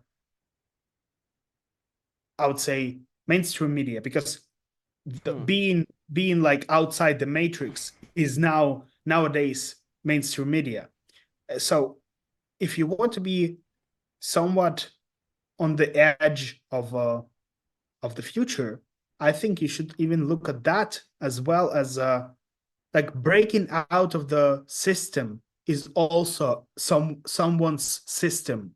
hmm, Yeah, so if you think about that, I don't think that TikTok is that bad because you can, as we discussed before, you can adapt to that and you can become faster learner. You can find because teachers who want to sell courses on certain subjects, right? For example, software development, something that relatable to me, or copywriting, something that relatable to you. Instead of making a 1 hour course, they could think about, okay, I want my course to be sold better. I'm gonna apply the current changes in the world, and I'm gonna, instead of making 1 hour video, I'm gonna make maybe 30-second videos, and I'm gonna make them extremely engaging. I'm gonna make them condensed with value and information, people are going to learn faster because a lot of youngsters, they watch those courses on Mm, 1.5, sometimes 2x speed, right? Am mm, I correct? Yes. yeah. Because their brain functions faster than my brain, for example. Mm, So again, it's it's the perspective that you look at things. mm, And it can be bad, it can be good, right? The yeah. industrialization, some people thought that that was demonic and that this Mm, that will destroy humanity. Humanity, the smart people uh, gained wealth from industrialization. People who could not adapt lost their jobs and end up being very poor. So it's how you look at things. It's the perspective. that's an optimistic way to look at it, but I still think that it's still, even making money comes down to sitting down and doing the work even when you're not looking forward to it. Like, okay, this was a 2 hour conversation. I'm really enjoying this, and I know that some people are gonna watch it till the end, but I still need some capability of paying attention for 2 hours. And if I was to be on TikTok every day, I think that this conversation would have been much harder. I would still keep looking at my phone all the time, and I would still. I just have my notes here. Like, literally, I just have my fucking notes. That's everything I have right now. But I would go on my second phone and do some bullshit there. And, I think no matter what times we are in, we still need to be able to pay attention and have patience with some things. I think that will be a useful skill at any time. Is it really even a skill? Like 10 years ago, even 10 years ago, I'd say this was a thing that everybody could do, like pay attention. But now it seems like a skill or something you have to relearn or something like that. I don't know. Yep. Yep. Interesting. Okay, Andrew, this has been a great fucking conversation, bro. You are a really intellectual person, and I've learned quite a lot of shit from speaking to you, and I'm really, um, I'm really enjoying this conversation. So, what's next from Andrew Artekha? Uh, the next for me is in terms of what I can show on social media is I'm gonna launch the app that we've been working on. It's gonna be for free. People are gonna use it. If they like it, then I'll take it to maybe next levels. But Hmm, other than that, maybe I'll start making some long form YouTube vlogs. Maybe I'll talk some about something about my life, how I'm getting to my goals, stuff like that, if I want to. If I don't, I hmm. just not gonna expose anything that I'm not prepared to expose. I'm gonna say myself from this conversation. I would love to watch your videos, bro, because I feel like like this is just not even the tip of the iceberg from your fucking knowledge and people that can of useful things that you can say, and people can extrapolate some lessons from things you know. I think it's because you've lived life. I mean, you're 10 years older than me, and Yep. you didn't grow up in a rich family. You didn't grow up in a really comfortable life, and I think there are a lot of things that even people my age, but even people your age can learn from you. I think because you're Yep. a very successful individual and you did it pretty much from nothing. Like, I think I'm incorrect. You didn't Yep. grow up with a silver spoon in your mouth. I think that's I think it's very respectable when you build something from nothing because if you're just a rich kid born a millionaire and then you become a millionaire, if you're born a millionaire and you become a billionaire, I mean, it's still impressive, but you already had that upfront investment. You already had some generational wealth from your parents and stuff like this. And that's what I don't want to give to my kids, for example. I don't want them to be born into a millionaire family because then all of their achievements are gonna be fucking how do I say this? Like undervalued just because they grew up in a rich family. And I think that's the biggest shame. Yeah, well, I'd argue that's a poor person mindset, but that's a conversation for a completely different podcast. That's a pretty deep topic. I'd I'd probably talk maybe in person or maybe next time on the podcast. Of course. So, where can people find you? Um, Basically my Instagram, Andrew Arteha, TikTok, Twitter or X, and I'm gonna also YouTube, and also I'm gonna if I'm gonna launch my long-term videos, it's gonna be on YouTube and Rumble. Of course. I think that Rumble and X, in my opinion, are the future of free speech, or where you're actually able to say whatever you want without being censored in today's age. Um, I think that if anybody's aspiring YouTuber, I don't really think that. I think that you're building your house on sand, if I'm being honest, because they will just delete you if you say that man can't get pregnant or something like that. So that's my opinion. But definitely, as we spoke here, learn a skill and do something useful with your time. Don't play video games, jerk off, and I don't know. What are people even nowadays doing? Smoking weed, smoking crack? I don't know. Anyhow, Andrew, thank you very much for joining me and have a nice evening. Yeah, you too, man. Thank you.